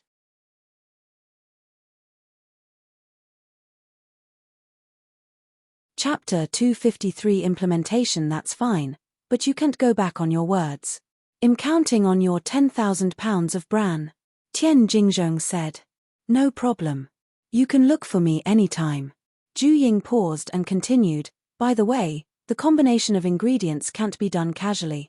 If you really want to make a myriad of grains, I suggest you consult a doctor so that people won't get an upset stomach. Alright, I'll remember this. Tian Jingzhong solemnly nodded. Then it's settled. We will no longer provide porridge starting tomorrow. In addition, I'll also donate 10,000 pounds of wheat bran, 20,000 pounds of dried flowers and vines, and 2,000 pounds of tofu residue. Manager Liu stated as he rose to his feet. Thank you so much. I'll get someone to get it for you later. Tian Jingzhong nodded repeatedly.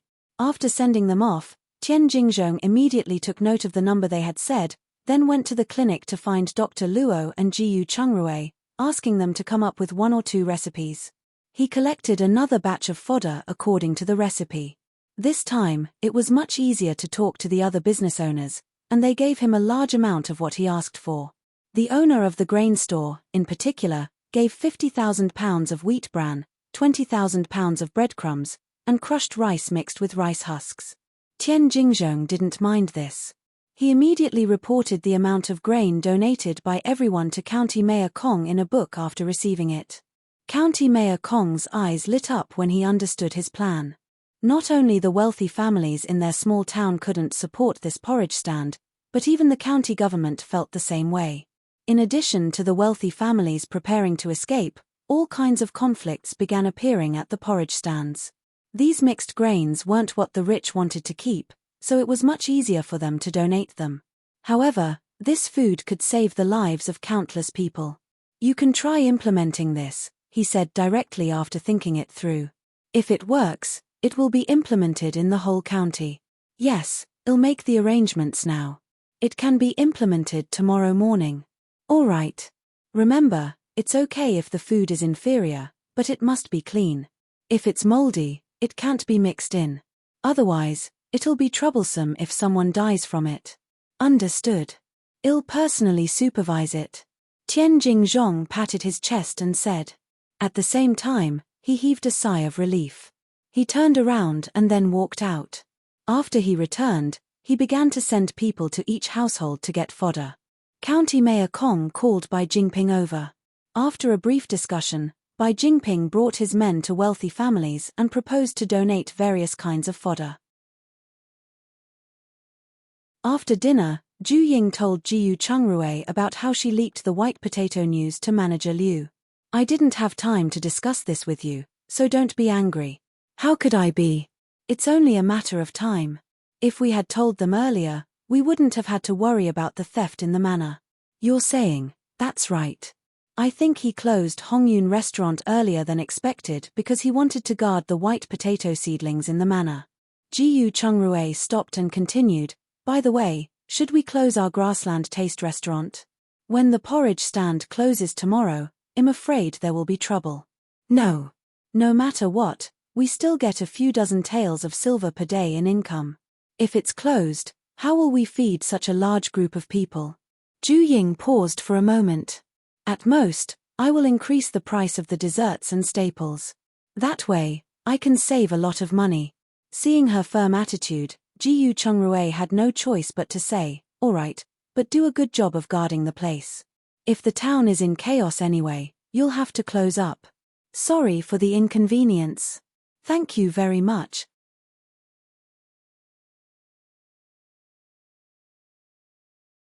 Chapter 254 Accommodation all right, I'll heed that advice. Ju Ying nodded. The next day, Manager Liu arrived in a carriage before the couple left the house. Jiyu Chungrui was surprised as he let him in. Uncle Liu, have you eaten? If you haven't, we have noodles here. I'll make you a bowl of noodles with 2 eggs. I've eaten, I'm here to discuss something. Manager Liu answered, shaking his head. Do tell, Jiyu Chungrui said. I want to request that some people live in your manor, is that possible? Manager Liu asked. Jiyu Chungrui and Ju Ying looked at each other happily. Of course, they wouldn't show it on their faces as Ju Ying asked, you're doing this for the sweet potato seedlings? Yes, since it's a treasure, we must protect it no matter how tiring it is. Sure, but the water, don't worry about water, food, and accommodation. We'll arrange it ourselves.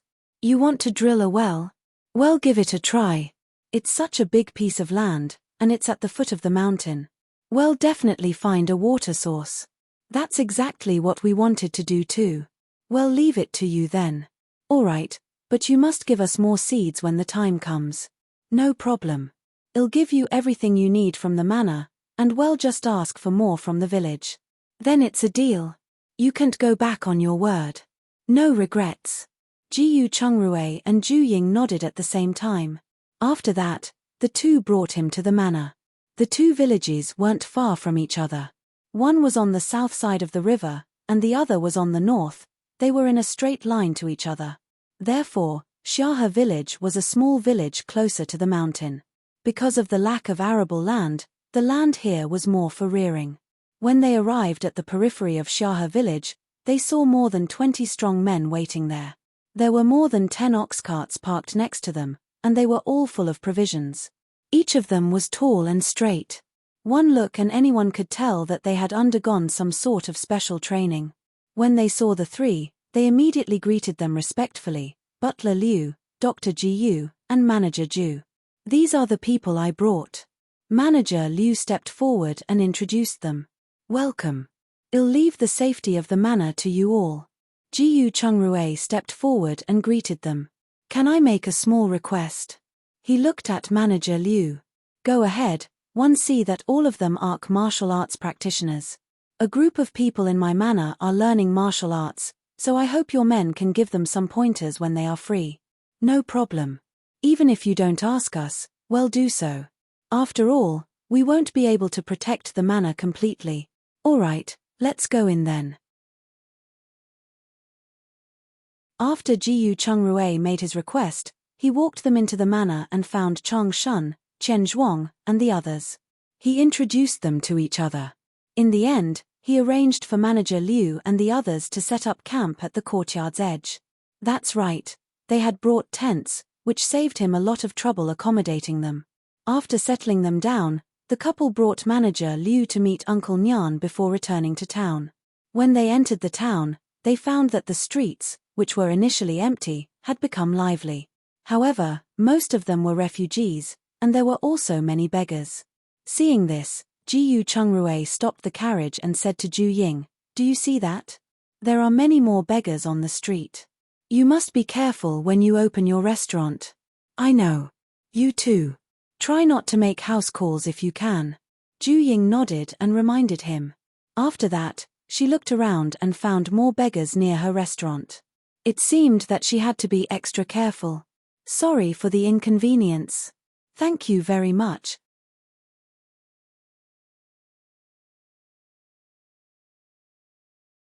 Chapter 255 Robbing. After she entered her restaurant, she reminded Sun Hongliang to be careful.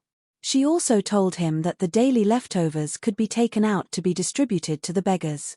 After that, she walked to the backyard and looked at the little beggars who had nothing to do. She thought of Manager Liu and the others in the manor, so she walked over and asked, does anyone want to continue learning martial arts? Mistress, where do we learn? Zhuzi immediately stood up and asked. It's in our manor. If you want to learn, Pack your luggage in the afternoon, and I'll send you there in the evening. You'll also have to do farm work in the village. No one is allowed to be lazy, or I won't take you in again." Ju Ying's face turned serious as she asked, "Do you all understand?" "Understood. Mistress, we will definitely work hard." "All right. Go back to pack your luggage if you want to go." Ju Ying reminded them and turned around to the warehouse. To be honest, the food inside here couldn't last long. Fortunately, there was still a lot of meat, which could last longer. At noon, Ju Ying discovered that the number of guests in the restaurant had more than doubled, and there were people of all ages. After asking around, she found out that not only was Hongyun restaurant closed, but all the other eateries in the town were closed except for 2. She went out and found that even the grain and oil shops were closed, only some shops that sold supplies were still open. She followed the queue and walked to the small official stand in town, discovering that only mixed grain and flour noodles were being sold. Judging by the color, she could tell that the contents inside were of terrible quality. The price it was going for wasn't low either, 3 coppers per pound. Moreover, it was sold in limited quantities. Every strong laborer could receive a pound of noodles daily, children only received half a pound. This amount could only keep the people from starving to death. While she was there, she heard people complaining. "Sigh, I'm afraid I can't stay in Dongyang any longer. There's no more porridge or water, and the noodles are getting expensive. There's nothing we can do as Dongyang's residents aren't faring too well either. We'd better find a way to save up some food and head south." "How do we save up when they sell it in such a small quantity? There's still food on the mountain here. We could forage for food there now and stock up on dried noodles." "Uncle, do you think Dongyang has run out of grain?" "I'm 80% sure. I heard that the harvest here wasn't bountiful last year, and it was only because there were many rivers that they had a little more than expected." "Then what should we do?" "I heard that the people of Yangshu village found water on the mountain, along with many wild vegetables and wild game. Should we go and try hunting? That means we'll have to go deep into the mountains. Leaving aside the fact that we couldn't hunt those animals, we'll be killed by the bugs in the forest. If the situation worsens, we can only go south." Ju Ying stayed around and listened. After knowing that most people intended to leave, she was relieved and went home. However, it was too early to relax. 3 days later, Ju Ying came to the restaurant in the morning and saw Fang Qing and the others with swollen faces. She was stunned and asked, "What's wrong with you guys?" "Mistress, our restaurant was robbed last night," Fang Qing mumbled as he covered his mouth. "How are you all? Are your injuries serious?" Ju Ying asked. "It's fine, as they're all external wounds. I've used the medicine that Dr. Jiyu prepared in advance. We're fine."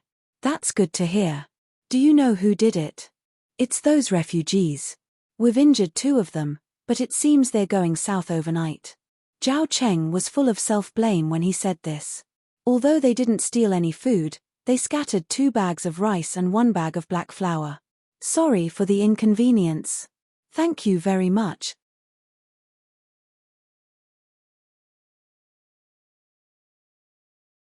Chapter 256 Report. He didn't expect to fail in his duty when his mistress trusted him and had always left the restaurant's matters to him to handle.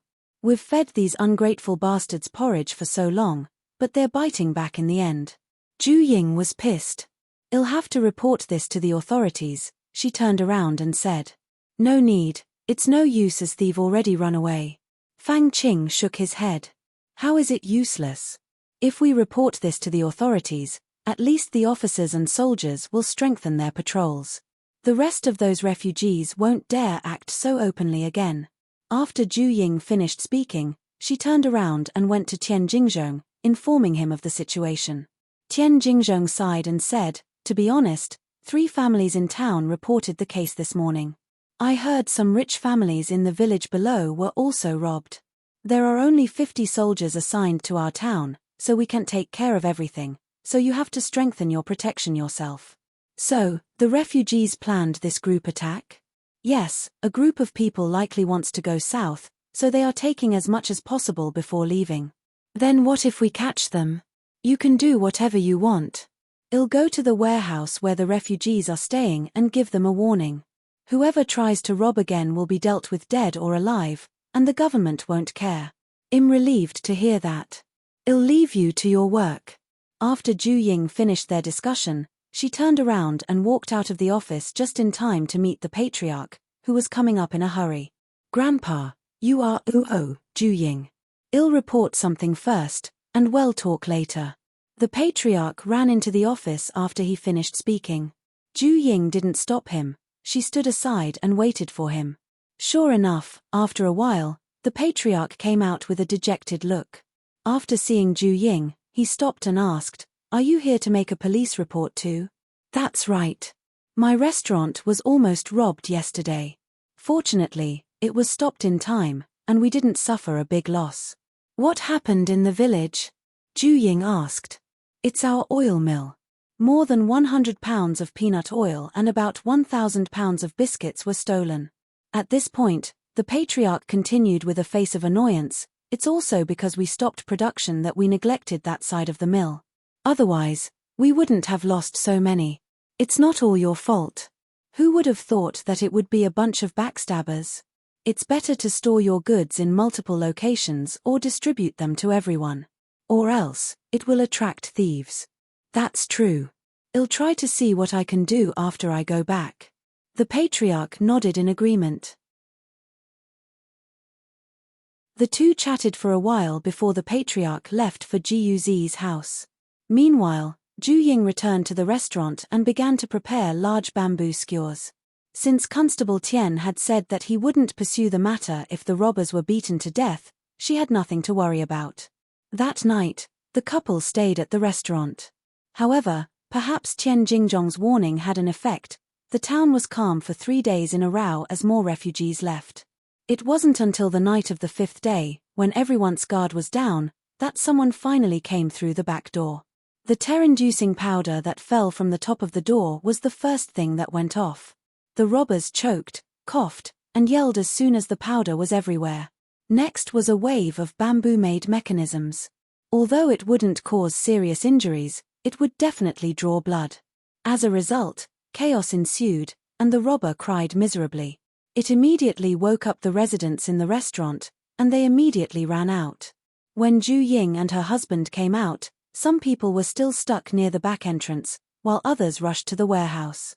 Ju Ying immediately took out a crossbow and shot at the leg of the person in the warehouse. At the same time, Jiyu Chungrue rushed forward with a bamboo pole. "Sorry for the inconvenience." "Thank you very much."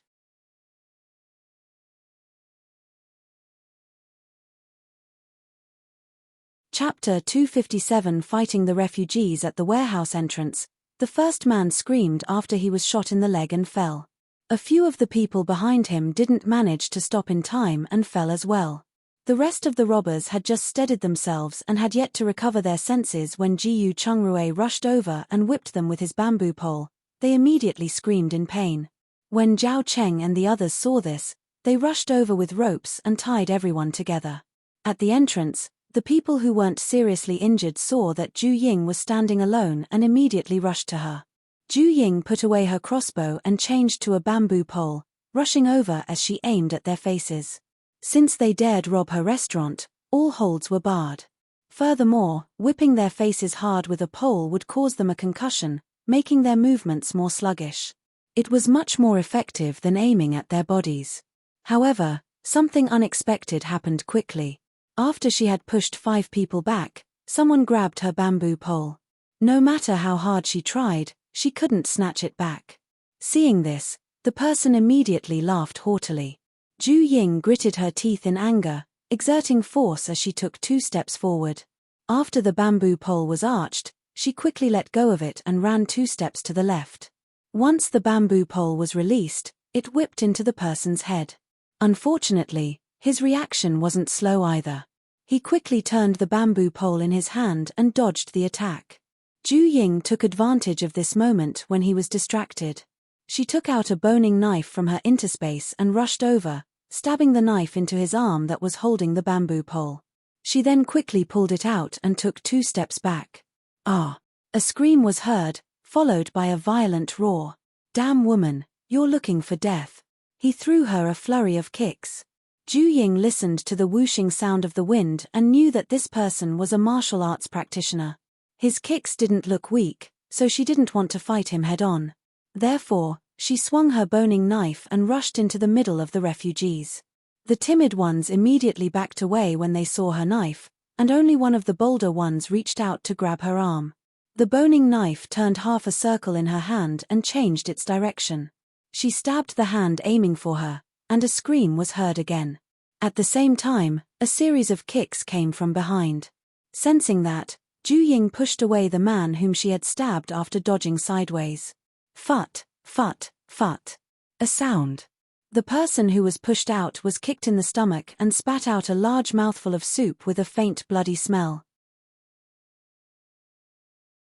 At that moment, Jiyu Chungrue rushed over with his men. They began fighting with the person who chased and kicked Ju Ying, while the others also took their weapons and rushed to the rest of the refugees.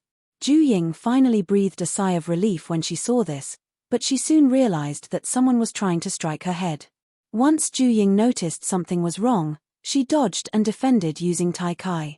Once she was out of harm's way, she stabbed the assailant in the stomach with her boning knife. Of course, she did not aim for any vital organs. However, this had already frightened the timid refugees around them as they screamed, "Ah! Murder! Murder! Help!" At the same time, all of them began to retreat. Of course, some weren't afraid and continued rushing up, but most didn't have any skills and were dealt with by Ju Ying. She stabbed those who had not so good intentions.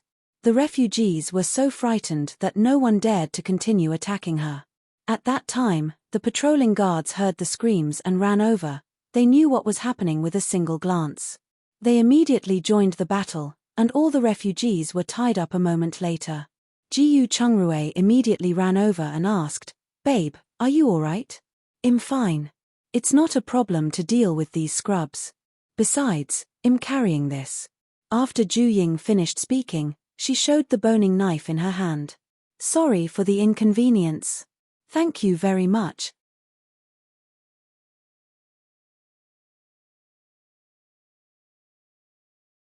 Chapter 258 Punishment. Jiyu Chungrue nodded, then walked to the leader of the guards. "Mr. Officer, these refugees broke in and tried to rob us. I'll leave the rest to you." "No problem, but you still must be more careful in the future." When the guard leader heard Jiyu Chungrue wasn't making things difficult, he immediately nodded and replied. He then called out to the group of guards and led the refugees to the police station. After they left, Jiyu Chungrue turned to his men and asked, "Is anyone hurt? I'll bandage your wounds in the living room." "No need, master. It's just some external wounds. We can handle it ourselves." Fang Qing shook his head. "All right, then, go to bed early. If there's anything you can't handle, come and find me." After Jiyu Chungrue finished speaking, he brought Ju Ying to their bedroom. The next morning, everyone was awakened by the sound of gongs. After getting up, he looked at a group of people leaving town and asked around. He discovered that the refugees caught yesterday were being paraded through the streets and would all be sent to the mill to work as coolies. This punishment is light. People like them should be executed directly. Fang Qing remarked indignantly.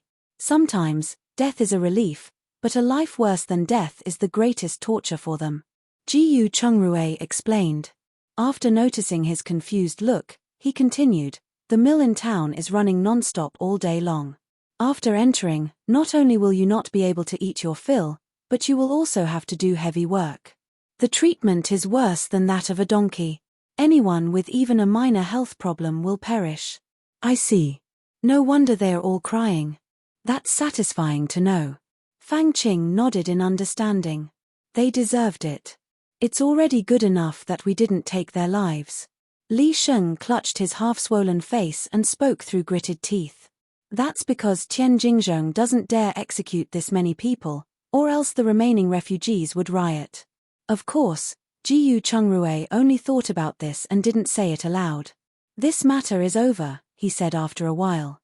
"But we still must be more careful to prevent anyone from taking revenge." "Revenge? Do they dare to?" Fang Qing asked in surprise. "Why wouldn't they?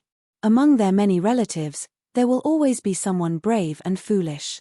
This is also why there is a saying that criminals will implicate their families 9 generations.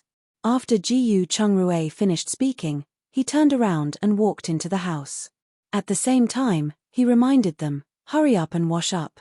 It's time for breakfast." The next few days were unusually peaceful. Although the public wells in town had all dried up, the refugees were leaving quickly instead of rioting. 10 days later, 2 wells were dug in the village, and the water inside was sufficient. This meant that the sweet potatoes in the village were growing healthy. As a result, Tian Jingzhong moved to Shanghe village and commandeered the well at the village entrance to become a public well. Those who lacked water in the nearby villages could come here to draw water in limited quantities. In the manor, under the leadership of manager Liu, they also dug out 2 deep water wells. One was a well with sweet water, but the amount it could produce wasn't significant. However, there was plenty of water at the mouth at the foot of the mountain. Thus, not only did manager Liu bring his men to water all the sweet potatoes, but under Chang Shun's guidance, they also eliminated the wild grass and planted some white potato seedlings. In the blink of an eye, it was the day of Jiyu Chengsis' wedding.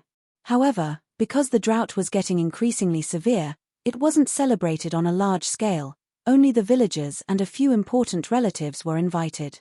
At the same time, Jiyu Zi and the rest of the people eventually built a small courtyard in the village and stayed there because of water availability. After Jiyu Chengsis' marriage, it was the summer harvest season. Wheat harvesting wasn't ideal even in places with plenty of water, such as Shanghe village. Each acre could only produce 23 pounds of tiny, shriveled rice. The other places that lacked water had basically no harvest. Sorry for the inconvenience. Thank you very much.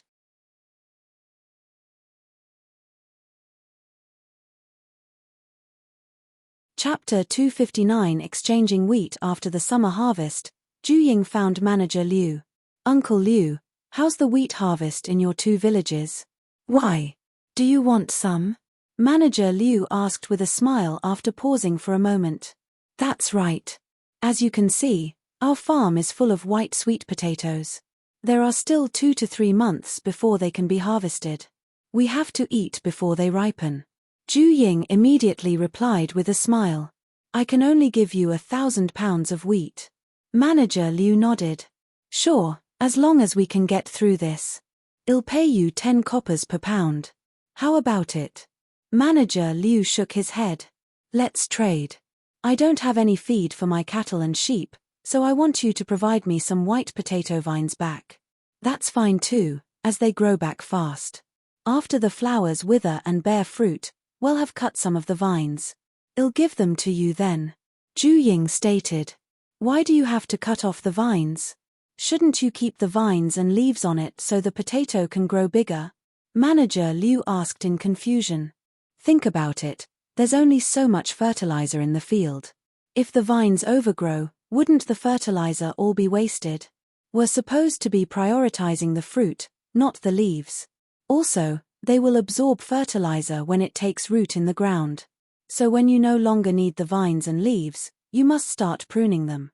Otherwise, the potatoes won't be sizable." "Not bad, you've already studied it thoroughly in such a short time," Manager Liu commented thoughtfully. "SOSO. An old farmer in the village also discovered it." After the 2 of them exchanged a few polite words, Zhu Ying returned to her restaurant. She spoke to Sun Hongliang. "Brother Sun, put a sign at the door that we are buying wheat.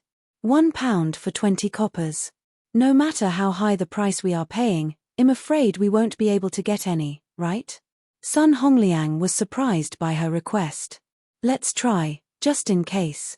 Zhu Ying sighed and continued, "If we can't buy any, our restaurant will only sell vegetable dishes soon." "I understand." Sun Hongliang also understood that she was trying to find a way out. Otherwise, they couldn't sell anything without grain or wheat. Early the next morning, Manager Liu sent someone to deliver 2 carts of wheat. Zhu Ying asked them to transport it directly to the manor, as it wasn't safe to leave it in the restaurant. It was likely to cause more issues. As expected, 5 days after the sign was put up, No one came to sell their wheat, and the water in the well was getting lesser and lesser.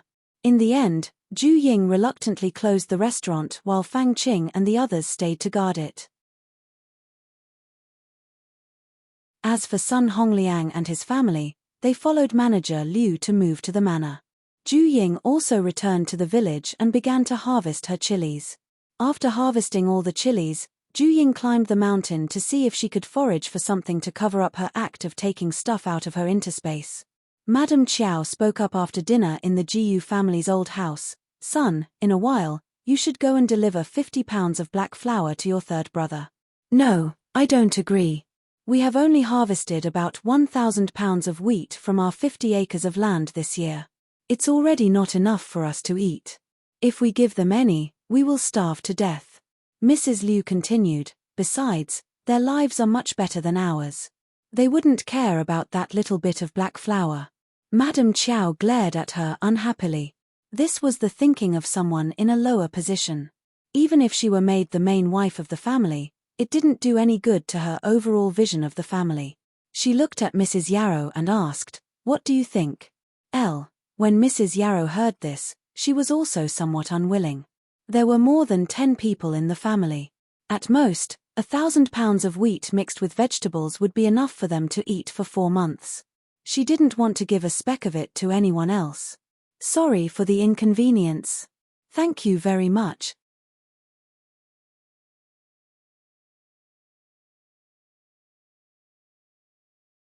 Chapter 260 Delivering food. However, Mrs. Yarrow also knew it wasn't appropriate for them to keep receiving the young couple's goodwill without returning the favor. She could only reply, "Our situation isn't good either. Why don't we give them 20 pounds? After Madame Qiao heard it, her heart felt much better, although she was still dissatisfied.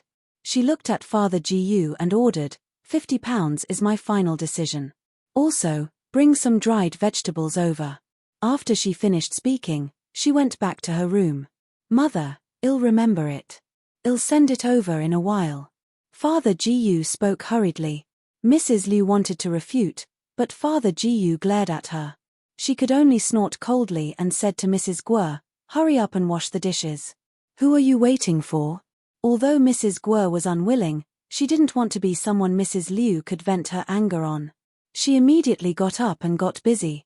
When Mrs. Sun saw this, she immediately got up and helped. "Father, I'll go with you." Jiyu Chengye stood up and said. "No need. You've been carrying water for the whole day. You should go to bed early." Father Jiyu stood up and waved to Jiyu Chengshi. "Chengshi, come with me." "Yes, uncle." Jiyu Chengrue immediately responded and stood up. Afterward, the two packed about 50 pounds of black flour and a sack of various dried vegetables. They rushed to Jiyu Chengrue's house once they were ready. After entering their housing area, Jiyu Chengshi greeted Zhuang, who obediently lay on the ground. The father and son carried the things inside. Jiyu Chengrue heard the commotion and walked out of the house. He was stunned when he saw them carrying some stuff in. He took the bag of flour from his father and asked, "Father, why did you bring food over? We don't lack any food for the moment." However, he still led them into the house after that. "It isn't my business whether you are lacking food or not. I ground some new grains today, so I just thought that I should let you try them." Father Jiyu spoke with his hands behind his back.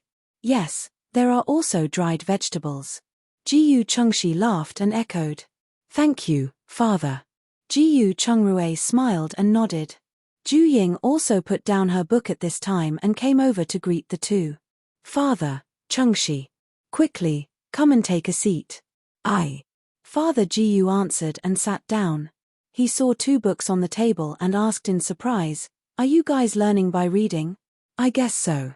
I was bored and found some travel notes in the bookstore to read and gain some knowledge." After Zhu Ying finished speaking, she took 2 clean cups and poured them each a cup of wolfberry chrysanthemum tea. "That's good. There's no end to learning. If you can learn something, it's good, and it will be useful one day." Father Jiyu accepted the tea and nodded in agreement. To be honest, he had always thought that she was illiterate. He didn't expect her to be able to read. It seemed that he had really neglected them in the past. Ju Ying smiled. You guys continue chatting. I'll go and boil some water. After that, she took the empty pot and walked out. Are you really going to close Grassland Taste Restaurant for the moment? Father Jiyu looked at Jiyu Chungrui and asked. Yes, we're short on food supplies now.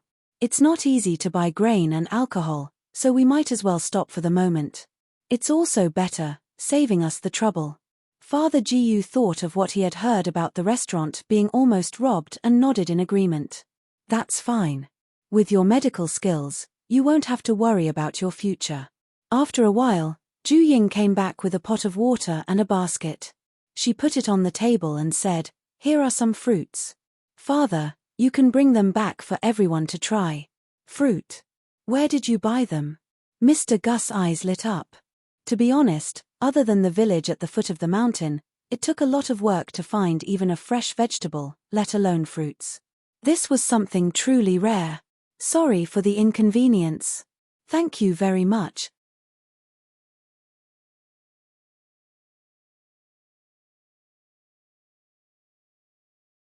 Chapter 261 Return Gift. I found them on the mountain. I saw they were quite fresh, so I picked some back. After Ju Ying finished speaking, she removed the cloth covering the fruits. There was half a basket of peaches and some cherries. She had seen these two types of trees on the mountain, but all kinds of insects had ruined their fruits. I'll take it then.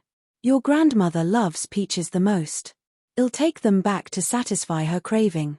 Father Gus' eyes lit up when he saw the fruits inside the basket. Really? Then I'll pick some up when I have the chance to. Don't, these are enough.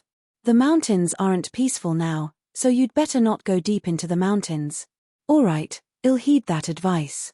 By the way, do you still have the seeds of rapeseed or any green vegetables? We want to plant some more to eat, just enough for one plot of land for each. Father Jiyu asked. We have a little. Please wait a moment. Ju Ying said and went to the west room. She then walked to a corner. She took some seeds from her interspace and wrapped them in a bag. Finally, she also gave him a bag of lettuce seeds. After chatting for a while, Father Jiyu carried the basket and went home with Jiyu Chengshi. After sending them off, Jiyu Chungrui said, Let's leave this flower outside. It's nice we have these to put out in the open as a cover. All right. Ju Ying replied and asked, How's the business in the clinic? It's not that great. Those who have businesses or properties in the south have all gone there. Most of the remaining people are farmers and do their best to stay alive by themselves. I don't even have the chance to make house visits these days. But this is also good as I can spend time learning from Dr. Luo, especially in detoxification. He is much more skilled than me. Jiyu Chungrui paused and continued, By the way, the people from the Ju family's clinic have also left. Ignore them. As long as they don't come looking for trouble, well, pretend we don't know anything. Ju Ying said as she switched the oil lamp for a table lamp and sat back on her bed to read. Seeing this, Jiyu Chungrui also sat down and got busy. On the other end, after Father Jiyu took the fruits back, everyone cheered, and even Mrs. Liu's expression brightened. Madame Chiao was delighted. Ju Ying, this girl, really knows how to enjoy. After she returned to the village, I heard that she went up the mountain daily and has never come back empty-handed. That's because she has nothing to do. Mrs. Liu said so indignantly. So, do you have something to do? Madame Chiao unhappily replied. Grandma, why don't I go up the mountain tomorrow? Jiyu Ziqiong offered. Of course, whether she could pick any wild fruit was another problem entirely. She mainly wanted to leave a good impression on the old lady so that she could say a few good words when she married. Second, Uncle Jiyu didn't know she was just being polite, but he stopped her immediately. Don't. I doubt you can even come down the mountain safely. Besides, Ju Ying knows some martial arts, and with Zhuang's protection, she can protect herself well. Indeed. You're a young lady, and it's not appropriate for you to climb a mountain. It'll be troublesome if something happens. Father Jiyu nodded in agreement. Yes, fruits are not essential. If there are any, I'll just take a few bites. If there are none, Then forget it. We can't risk our lives for this little bit of food. Mrs. Chow quickly echoed. No matter what, she was the granddaughter she had watched grow up. She was already at the age of marriage, and no one wanted anything to happen to her. Afterward, she told Mrs. Sun, "You can wash a peach for each person and a plate of cherries. Everyone should give them a try." When Mrs. Sun heard this, she immediately smiled and went out with the basket of fruits. The next morning, Jiyu Chungrue woke up and carried 2 buckets of water, driving his carriage to pick up Jiyu Chungshi. "Sorry for the inconvenience." "Thank you very much."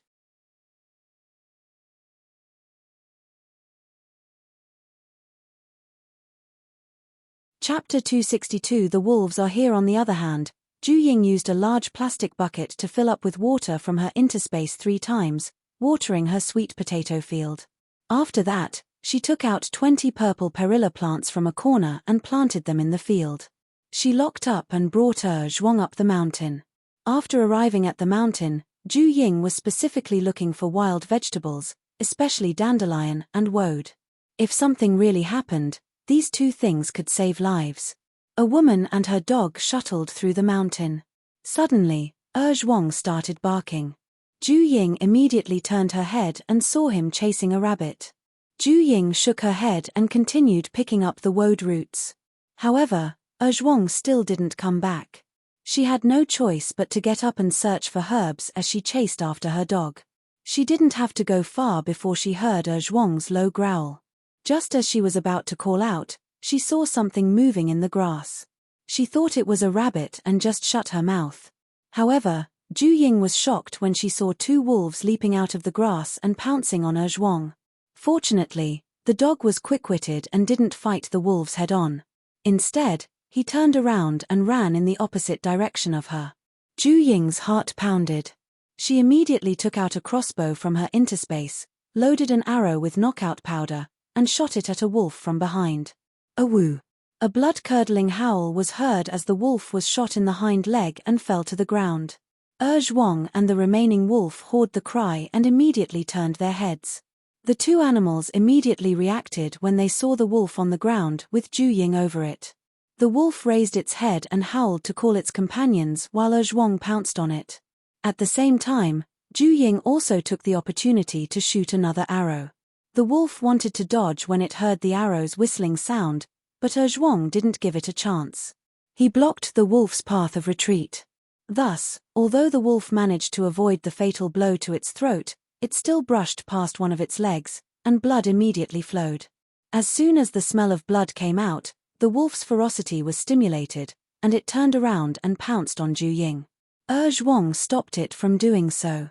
He didn't directly confront the wolf but instead began encircling it.